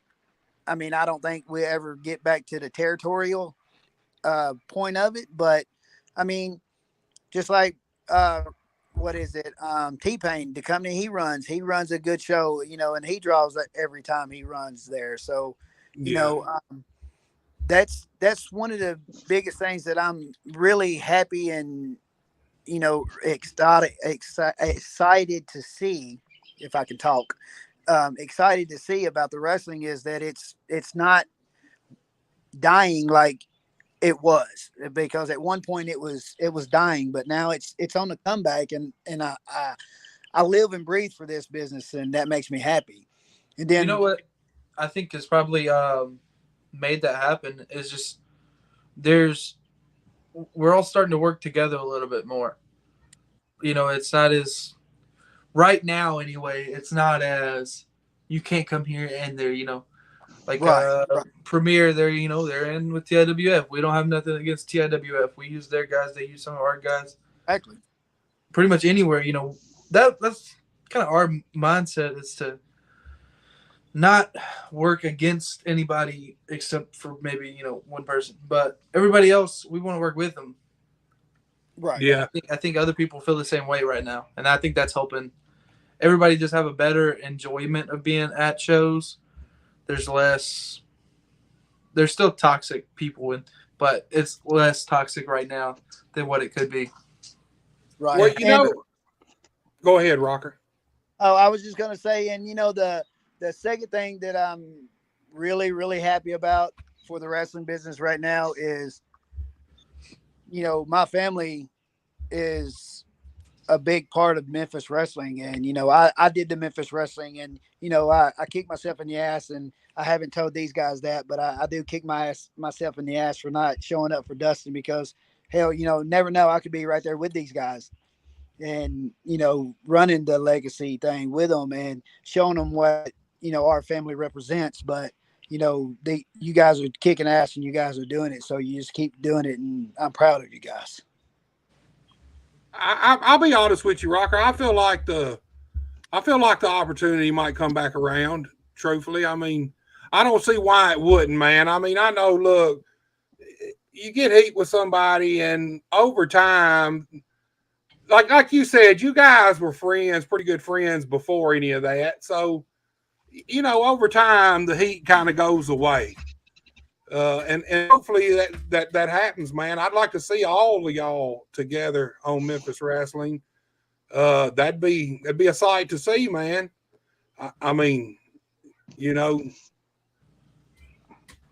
It'll be a wrecking crew. I can tell you that. ain't that the truth?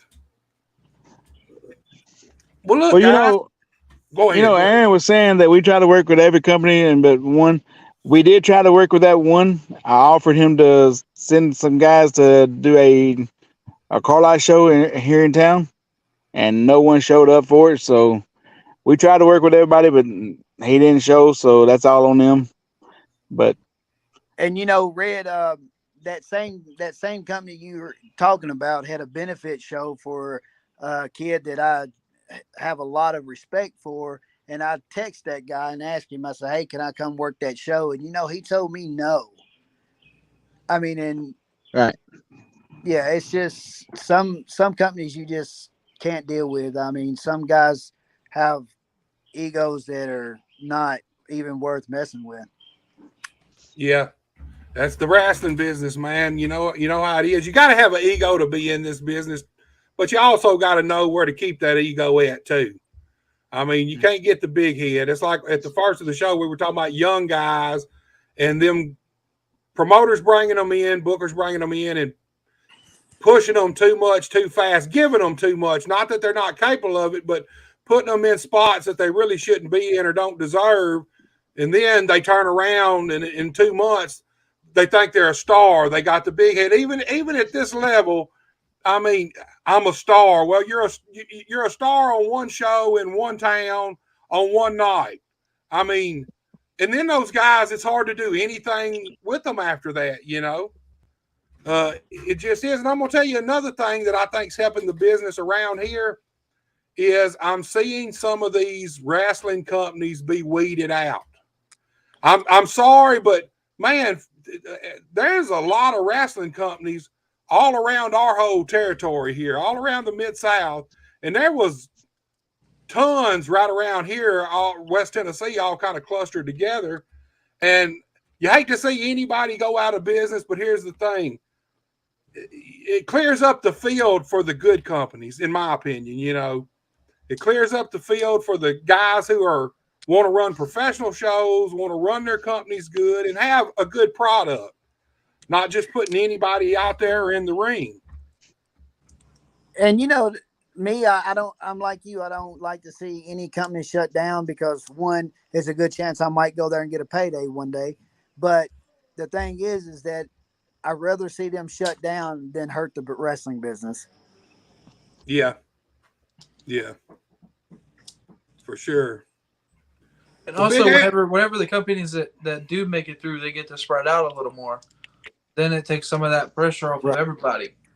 And hey, you know, we're not stepping on each other's toes anymore. We can all draw, and we can have, you know, we can have this cross company thing kind of go on. You can breathe a little bit. Everybody has a little room to breathe, you know. Well, Aaron, look, you the co-host, and back when you was on the podcast and we talked about you being a co-host, you said you would have some good questions for these guys. So why don't you shoot these guys? Why don't you shoot each one of them a question? Man, let me tell you something, Buster. I'm be honest with you. I forgot I was a co-host today. So let me think something right here on the spot. You know, big bruh, let me see. What is okay? So all of you guys have had a different experience, you know, in wrestling. Dad, and Cordell kind of chosen this path too, where you've chosen to be, you know, family first. Dad, I just want to ask you: is that something? Not that you regretted, but do you wish you would have done a little more wrestling? Not that taking it would have hindered us in any way, but do you wish you would have tried a little harder with wrestling when you were younger?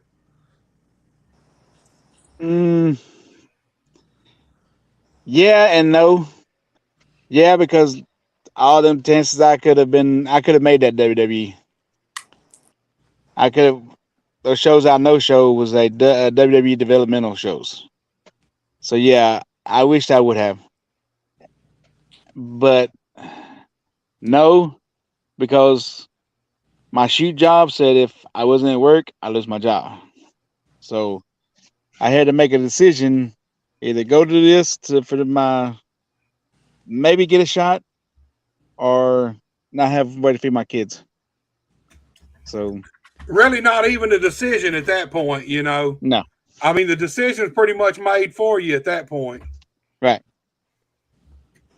Well, then I'll be honest with you. If one of my boys had a shot, and if it took them taking a chance of losing their job, then I'll let it go. Well, that carries me to my brother then. So you're kind of in that spot right now, right? So you're making these decisions that he had to make back then. Do you hope, or are you trying to get to a spot where you can get on the road and start putting more into it, or are you happy with where you're at currently? I think right now I'm happy with where I'm at, but as the kids get older and they want to ride with me to these shows and get more into the shows, then yeah, I want to go everywhere I can. Okay. But I feel bad leaving a 7-year-old and 4-year-old home alone with their mama everywhere when I'm going 2 or 3 hours away or how far away. Fair enough. And Chris, you went to a lot of these opportunities. You were, you know, on the shows, TNA and stuff like that. What do you feel like? I don't know. What do you think happened? Like what? I think what happened is I didn't find the gear that I got now, if you know what I mean. Because I really feel that if I was the size I am now, if I was that size when I was doing the Memphis developmental deal, I would have had a job. I think so too. I believe that. Because 95% of the WWE guys that were employed there and all of that was asking me every day, Rucker, have they signed you yet? Rucker, have they signed you yet? And I'm like, no. And I didn't know why, other than I was just too small. Bruce Pritchard and Kevin Kelly told me, get up to 225 pounds, we'll give you a job. I tried. I mean, I didn't get on the gas and, get gassed up like I should have, but would it been worth it in the end? I mean, probably. I mean, I don't know if I would have my youngest two kids, but I wouldn't change that for anything because I wouldn't know how to walk on this earth without those two. And, but if I had it to do all over again, I would have gassed up and I would have been 225 pounds a lot sooner than I am was now, because now I'm 219. So, and if I was that size then, I would have got a job. Well, let me ask you this, Rocker. Do you think it has anything to do with the fact that here's one of my theories on that subject? Okay, because there was a few guys down here that I thought might get signed, might get offered a developmental deal or something. But as I got older and started thinking about it, this is after I'd left wrestling and everything. Do you think maybe that they're all right? Like the developmental deal was here, but the guys who worked here that they were good enough to get a deal. Do you think maybe some of them didn't because why are they going to give you extra money to work where you're already working at and they ain't having to pay you? Why not just wait? And if you develop to a point they're ready for, then they get you. You think that? I mean, what's your theory on that? And I mean, and that's one of the thoughts that's went through my mind. I mean, and then again, I also have to think that like Ron McClarty and we both went to Europe because Steve Regal got us over there. Right. I don't know if that was Regal telling us, "Hey, get away from the developmental deal and then try to get a job, or stay with it." I mean, but um, I wouldn't change anything that I did back then because I really enjoyed those days. I enjoyed the people. Like one of the guys, man. I'll tell y'all this real quick story. I don't know if I told you guys, Aaron, and all of you or not, but. Um, I was at a show with Terry Golden. Bruce Pritchard was there, and Bruce Pritchard at the time was like the talent, guy. He's one that could give you a job or whatever. Me and Hollywood uh, was supposed to have a singles match, and they changed it to a tag match, and they put Bobcat in the corner with me, and put Danny B in the corner with Hollywood. And Danny B refused to do that match because he said he could not get in the ring with a female. And I think, me getting in the ring with the females, and the reason I'm telling this story is because like 2 days later, Danny B was gone off the show and he was the tag team champions, him and Brickhouse. Yeah. But, Bruce Pritchard told Terry, said, if he don't want to do what we ask him, he's not on the shows anymore. And I can't fault Danny for it because Danny's got his own beliefs. He does what he wants to do. But my point of that story is because I stepped up and I started working with all of the females that WWE sent down there.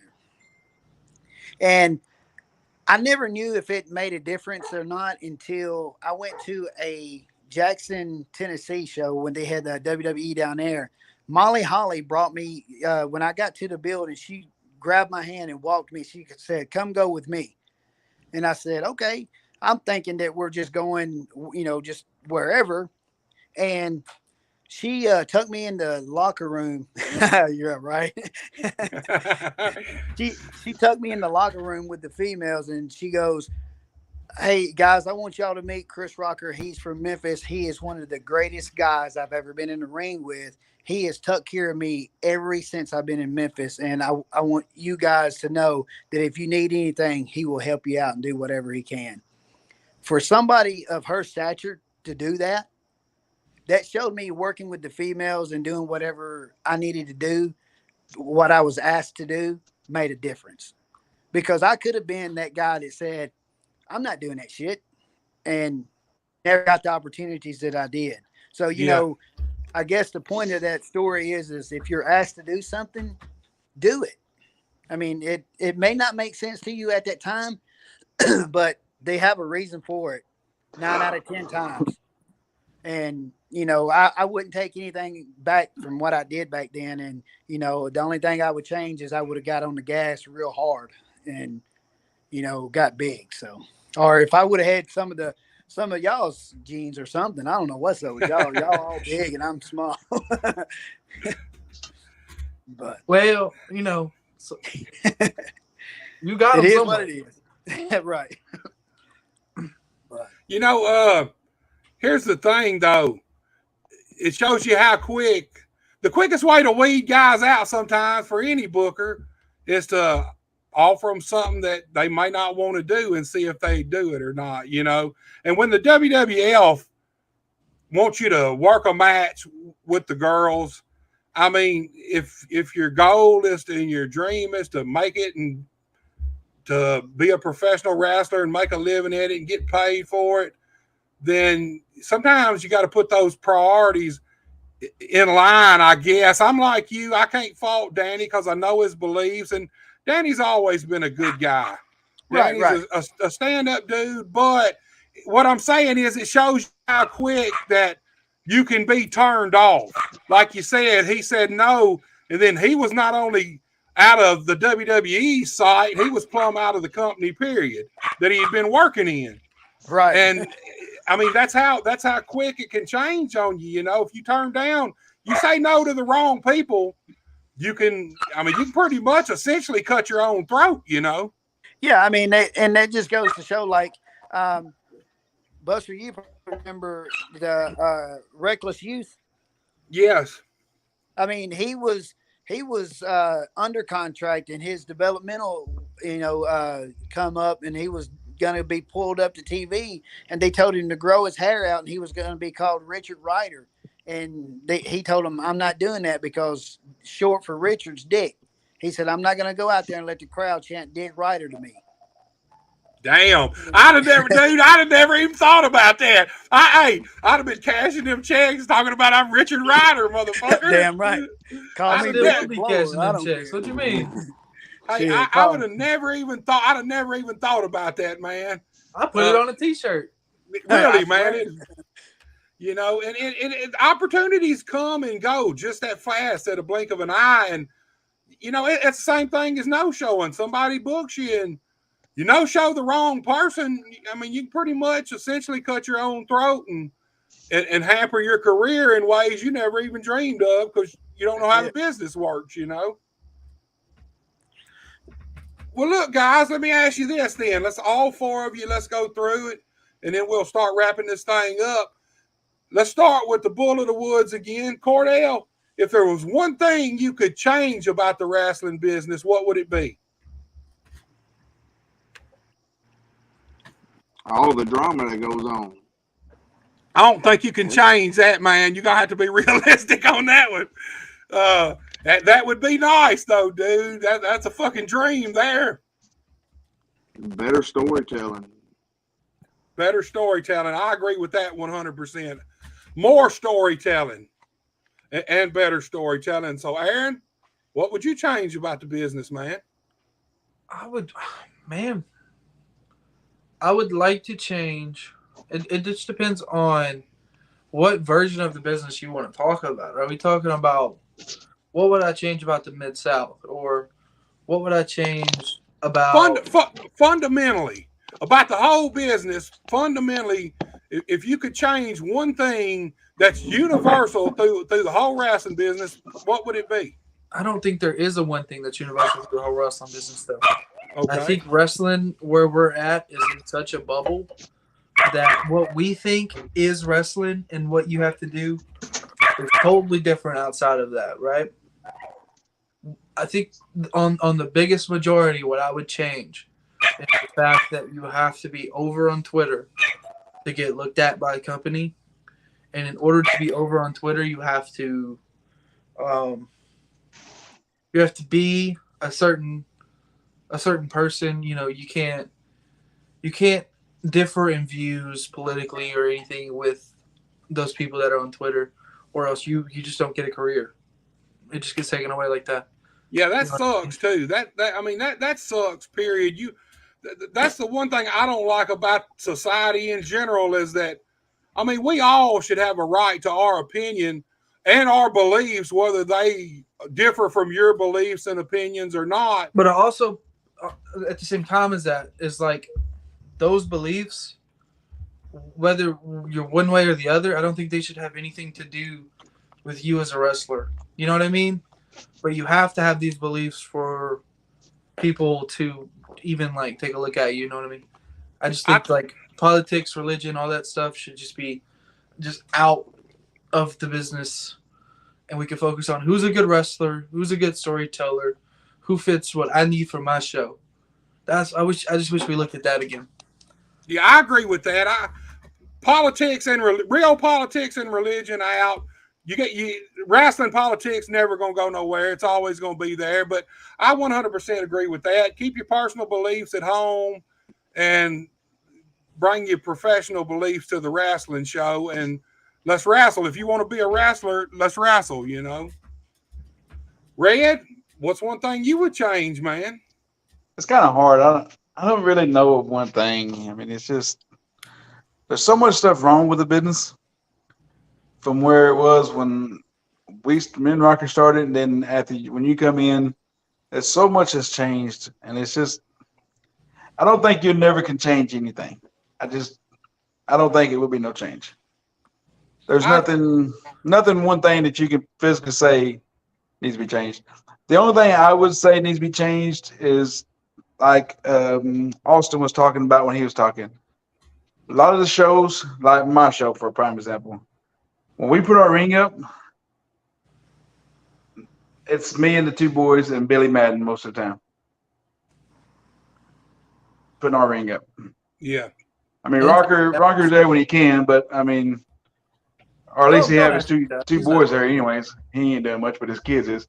But I think that's the biggest issue is nobody does what Austin said that they do at World League. They don't make the guys come in and help put the ring up. They don't make the guys do this. They don't make the guys do that. Everybody thinks that they should just come in, work a show. No matter how long you've been in the business, train for a month. You should be able to help do stuff. Like I seen a post where, who was it? Al Snow. I seen Al Snow help put up a ring one day. Now, by God, if Al Snow can help put up a ring, anybody can put up a ring. Yeah, that's right, man. It teaches the guys. It teaches them everything, man. Start them at the bottom, at the complete bottom. No matter how good they are, no matter what potential you see in them while they're training, make them do every facet of the business.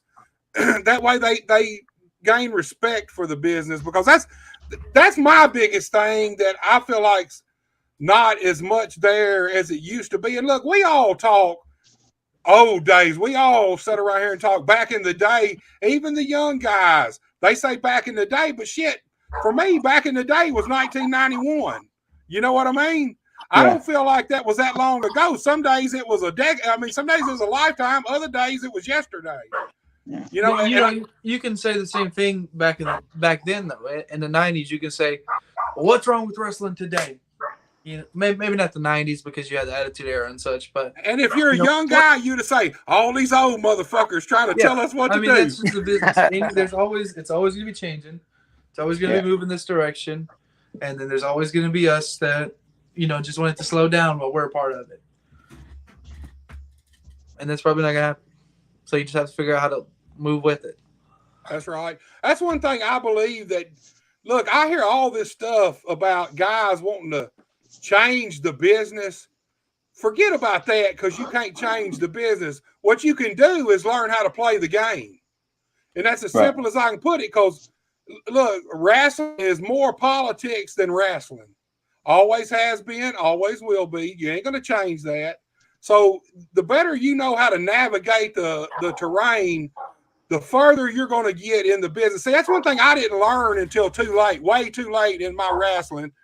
I didn't push for the shit I really wanted.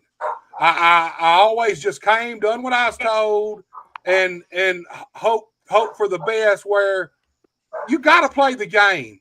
I mean, if you feel like you can handle one of those top level spots, then as much as you don't want to, you still you need to learn how to play the game. These young guys need to learn how to play the game because it's a chessboard and it's never going to change. That you're never going to take out of pro wrestling. Politics, whoever's got the pencil has always got motherfuckers in their ears constantly.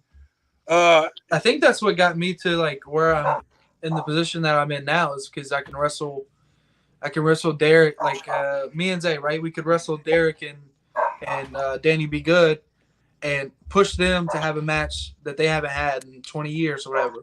But then we could also wrestle two guys who are in their first or second, whatever, first year or whatever, and make them have the best matches they've had in their whole career. And it's like two totally different styles. And I think I'm just able to cater to everybody because I understand storytelling. I understand the athletic ability version of wrestling. And like I'm in this middle spot where I don't want to budge either way. And at some point sometimes that hinders me from doing one thing or the other. But that's the best way to have a good match, is to be in the middle. Well, look, Rocker, what would be the one thing you've had two every time so far? So what would be some things you'd change about the business if you could, man? Well, man, I've only got one that I would change about the business. If I could change anything about the business, I would put it in stone that every state has to have an athletic commission. Ooh. I like it, dude. I used to hate that, and we all hated the athletic commission back in the day, but now I see why. I see there is a need for it. I mean, because like Missouri, and I don't know if it's still the case, but you had to have like $200 or $150 2 weeks before the show sent into that commission, and if not, you couldn't run your show. A lot of the shows around here, if they had to fork out $200 every time they run a show, they wouldn't be running. Yes. And the only thing I like about athletic commissions is blood work. I'll give them blood work. I'm down for blood work. I mean, I don't like to pay that money for the license either, but when you got people that can just go rent a building for one night and put on a show and don't have any kind of morals or ethics or anything of the wrestling business, and they want to pay all their guys $5 a piece, then they shouldn't be running a show. And if there's an athletic commission, that company's not going to run a show. But there's also athletic commissions that are taking advantage of companies by like, taking their money that $200 that you have to have the month before the show, taking that money and then canceling the show because they're short staffed, or adding extra fees every time you run a show because the athletic commission is not making enough money, so they have to charge you for it. Right. I'm not talking about any specific state or anything except for Missouri, but. Well, I'm gonna be honest with you. I think local regional MMA had a lot to do with that over the past 10 years or so. I noticed that the commission, right after, like in Arkansas, right after they started having local MMA shows, because they got to have everything. They got to have the ambulance, the doctors, the judges, the commission. I mean, there's so much that goes into that, but that transferred into these athletic commission then started coming after pro wrestling the same way they went after MMA. And the difference is, on most of these MMA shows, tickets are a minimum of $20, $30 and upward. And they're drawing people, because it's a fight, where tickets for a normal wrestling show, between $5 and $10? And most of the time, you're lucky if you're drawing 100 people or a few more.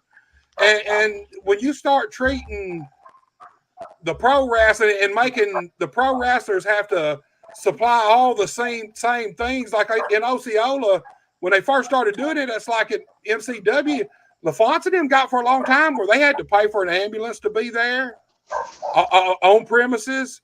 I want to say they had then they started used to they would send the commissioner, but you didn't have to pay the commissioner nothing yourself. Well, at this time they would send the commissioner into your show to make sure everybody was legal, but you also had to pay that commissioner $100 for coming out of your till. When that's what your taxes that you pay, your gate fees and everything, that's what pays these commissioners. So it's kind of like they're gouging you for extra money. But right. the commission.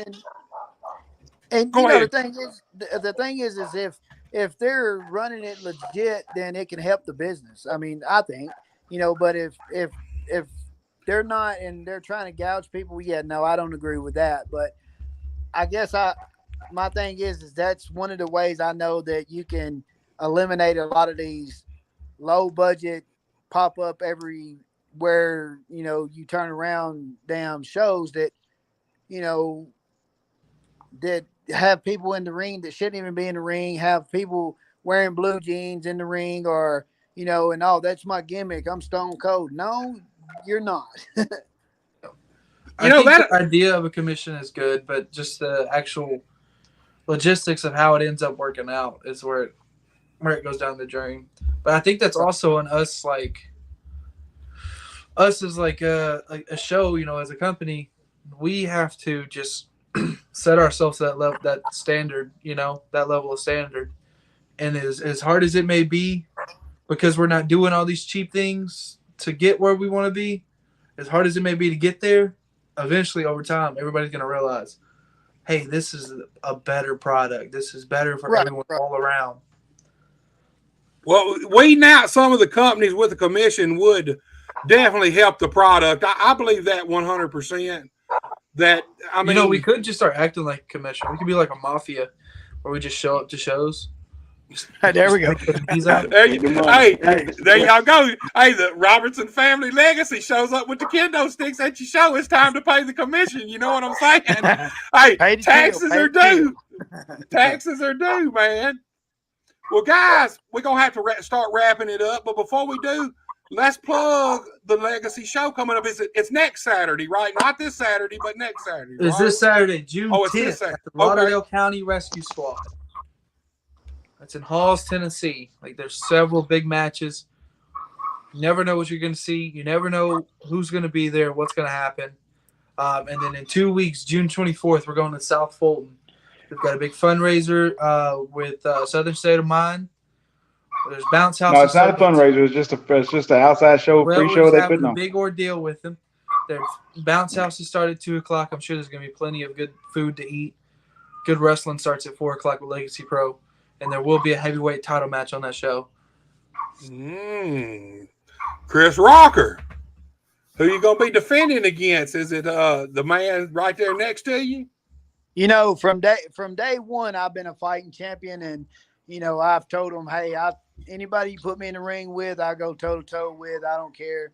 I've never had a problem working anybody. So these guys know that they'll put me in there with anybody, and either I'll make them look good or they'll make me look good. So,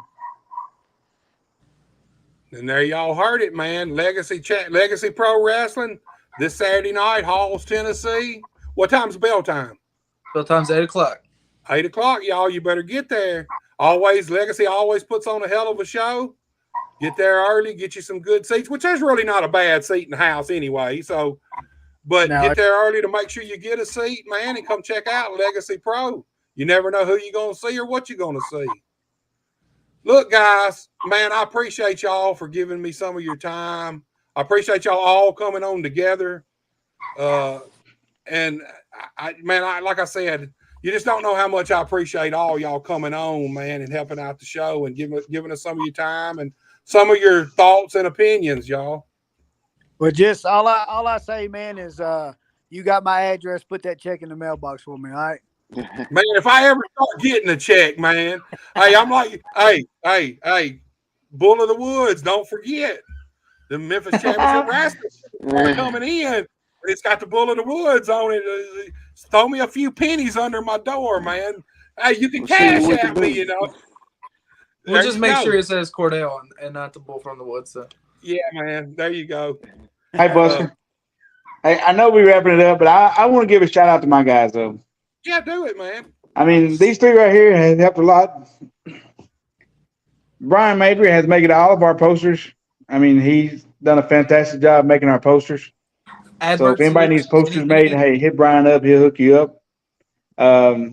Daniel Showtime Thompson, he's done all of our shirts. He does Yeah, all of our shirts. he HB made me Graphics. some good looking shirts here Yes. recently, dude. Yeah, and he just made us some more for us to go to Memphis with, and of course I want to give a shout out to all my guys at wrestling: Billy, Tucker, of course Rocker, Biscuit and Galen. As mad as I am at them right now, the Hooligans for being there every one of our shows. Chris Lex has been on quite a bit. Tattoo's been on quite a bit. Derek has done really good. I love Derek. He's helped us out a lot. I know I'm missing somebody. Butch Matting, Billy's daddy, phenomenal. Every time we mention something we need for our show, Butch just went out and bought it. Man, Well, it'd be you nice can't to have a beat that. camera. We show up at the next show. We got a camera. Yeah, the next show we have what we talked about. Like that's his sound equipment that we use, and he don't ask for nothing for it. I mean, he said if we need a different sound equipment, he'll buy it. But you can't beat that. It's good to have people that help out like that, man. That yeah, are loyal to you guys like that, man. You guys It's hard think to the come by. claps? Yeah, the claps has been there for us. Boys. Well, let me ask you something before we get off here. Since Legacy's at Memphis Wrestling, do you think there's any chance we might see a joint show with Legacy Pro and Memphis Wrestling somewhere down the line? There's always a possibility of it. Never say never. I mean, we always willing to join with somebody never to put say a show. never. We joined with Mark and American Hostile back in December. Yeah. Put on a show in Dyersburg, and we had fun. So I mean, we always down for something. Yeah, man, I hated to see American Hostile kind of go out of business. I guess they're out of business. I mean, It's that world champ they got, son of a gun. Yeah, I he wonder wins who the belt that- and the company goes down. That's I right. wonder who that would be. But I know they got one coming up in August. Oh, do they? Yeah, Okay. I didn't know. I know that I know they sold their ring and all their equipment and stuff, so I didn't know. yeah. Well, Rocker, while I got you on here, I know the last time we actually seen each other was at the EIW building in Trenton. Yep. How is EIW gone for good, or is there a chance they'll be back, or do you even know? I don't. I'll give you an answer that I was told. They're looking for a building, and then I'll give you my personal my personal opinion. I don't think they'll ever start back running. From what I was told just the other day, you can expect them not to start up anytime soon. Right. Well, I seen where they were trying to sell, some of their wrestling stuff, chairs and different stuff. Well, obviously, that's the first thing I thought was, well, if they're selling their chairs and shit, then I don't think maybe they don't plan on running anymore, because it wouldn't be something I was selling if I planned on running, Right. Neither would I. I mean, but, I give it to them. They tried to fight the fight and stick it out, and it was just some of the odds was against them. So, it is what it is. Yeah, I'll be honest with you.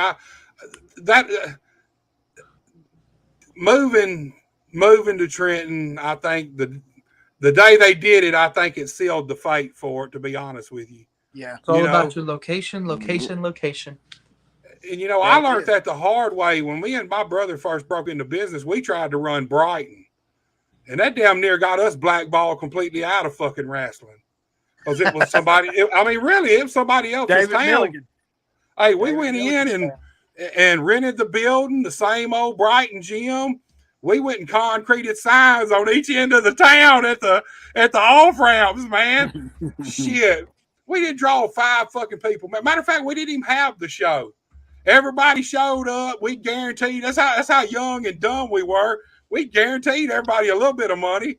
So everybody showed up, got their guarantee, and we didn't even run the show when it was over. On the way out of town, hey, our motherfucking signs were already broke over. These was nice signs. We built them out of wood and painted them and concreted them, man. And we was leaving town, man. Fucking signs were broke over already, man. It was a good lesson to learn real fast, dude. You do not walk into somebody else's town without their blessing. That's It's right. as simple, it's as simple as that. And we learned that is the first lesson we learned was fuck that shit. We probably put out, I'd say $1,500 or $1,600 on this show, and never. We actually had like five people showed up to watch it, but it wasn't worth doing. Yep. We just told everybody to go home, give the 5 fans their money back, and started reloading shit back up, man. A whole lot of work for nothing, but it's a good lesson. That's how you learn lessons in this business. But don't let people forget, just because you run in town doesn't mean it's your town. That's right. That's true, too. Somebody can always come in and put a better product on. But, guys, I thank you guys so much for coming. Man, if y'all ever want to come back on or y'all got something you need to promote, just hit up, man, and we'll figure it out and get it done. Y'all know that. I told everybody the big man kind of strong-armed me into co-host, and he told me that I might catch one of them legacy beatdowns after a show one night somewhere. And I don't want to see these. I don't want to see them black hoodies and black mask and them kendo sticks shining coming at my ass, man. All I'm saying, Buster, is if the Cash App don't ding, you're going to have to pay the commission, bro. Damn, see that? Y'all started something. There we go. That's the whole new gimmick. Hey, Buster, just don't bring Sam with them damn cowboy boots. That's all I ask. Hey, that might be. I need to put Sam and let him kick Aaron a few times with them fucking boots with them heels on them, man. Yeah, he'll kill him. Ankles break. Hey, we had a blast though, y'all, man. Hell, like I tell everybody when I come on, my first real match was against you, Rocker and Red. Yeah. In a tag match, me and a guy by the name of Rick Robinson, I think. Hey, and I will tell everybody, we could tell that it was your first match. Oh yeah, I know it, man. Look, I was so fucking nervous, man. I'd been in a battle royal or two, and done something else, maybe a run in on something, but never had a match. I was so fucking nervous, man. And we go out there, and one of the Rick Robinson started the match, and my first spot was just to feed in for a double drop kick. And man, when I fed in and they hit that double drop kick, and I bumped, powdered out, it was such a relief, man. From that point on, the nervousness left. But dude, I mean, like I said, I worked these guys in my very first real match, man. They've got a lot of stories like that where they were somebody's first wrestling match. Like Derek Lee. We've been around a long time. Supposed to be my first match, but he kind of no-show. Me? No, I would never do that. Well, guys, we're gonna have to sit down, man. Like I said, if you got something you need to promote sometime, hit me up, man. Any of you guys, man. I wish y'all all the luck in the world with the Roberts family legacy in Memphis Championship Wrestling, Memphis Wrestling. Rocker, hopefully we'll see you there somewhere down the line too, man. Never say never, man. All right, guys, I'm gonna start pulling y'all out one by one. JP, I'm starting with you because you right here. Thank you, my brother, and I appreciate you. All right, bud. Appreciate y'all. Hillary, there he goes. Rocker. Thank God that guy's gone, huh? Gone. Now we can start the real show. I just got him off here. Look, we got 2 more fucking hours, y'all. He wasn't saying not live yet. Look, here's the thing. I think I'm gonna bring him and Terry Wayne back and see who I can get to talk the most. You know what I mean? See who we can actually get the biggest conversation out of. Probably the one. Rocker, I appreciate you, my brother. Thank you so much sir. for coming on, and you have a nice night, dude. All right, man. I appreciate you guys. I'll see y'all. Thank God that guy's gone. Am I right? Man, that dude there, he's a fucking glory hound, ain't he? Dude, I tell you, he never shut up. Man, back in the day, he was always like that. He always still in the spotlight from some damn body. I don't know jealous. what. I don't know, man. Always, man. All right, Red, I'm working on you loading up so I can pull you out, but my shit's there we go. Red, my brother, I appreciate you, man. Wish y'all all the luck in the world with your show this weekend, too. Pack the house. Y'all kill it, man. Thank you. You have a good night, Red. You too. All right, Aaron. You'll be leaving shortly. Hey, now we can really start the show. We got rid of all them J-Brones, man. It's just me and you now. The superstar. We're here, man. There you go, man. The show was all about you anyway, Aaron. That's right. I mean, we don't want them stealing your spotlight and shit, Definitely dude. not.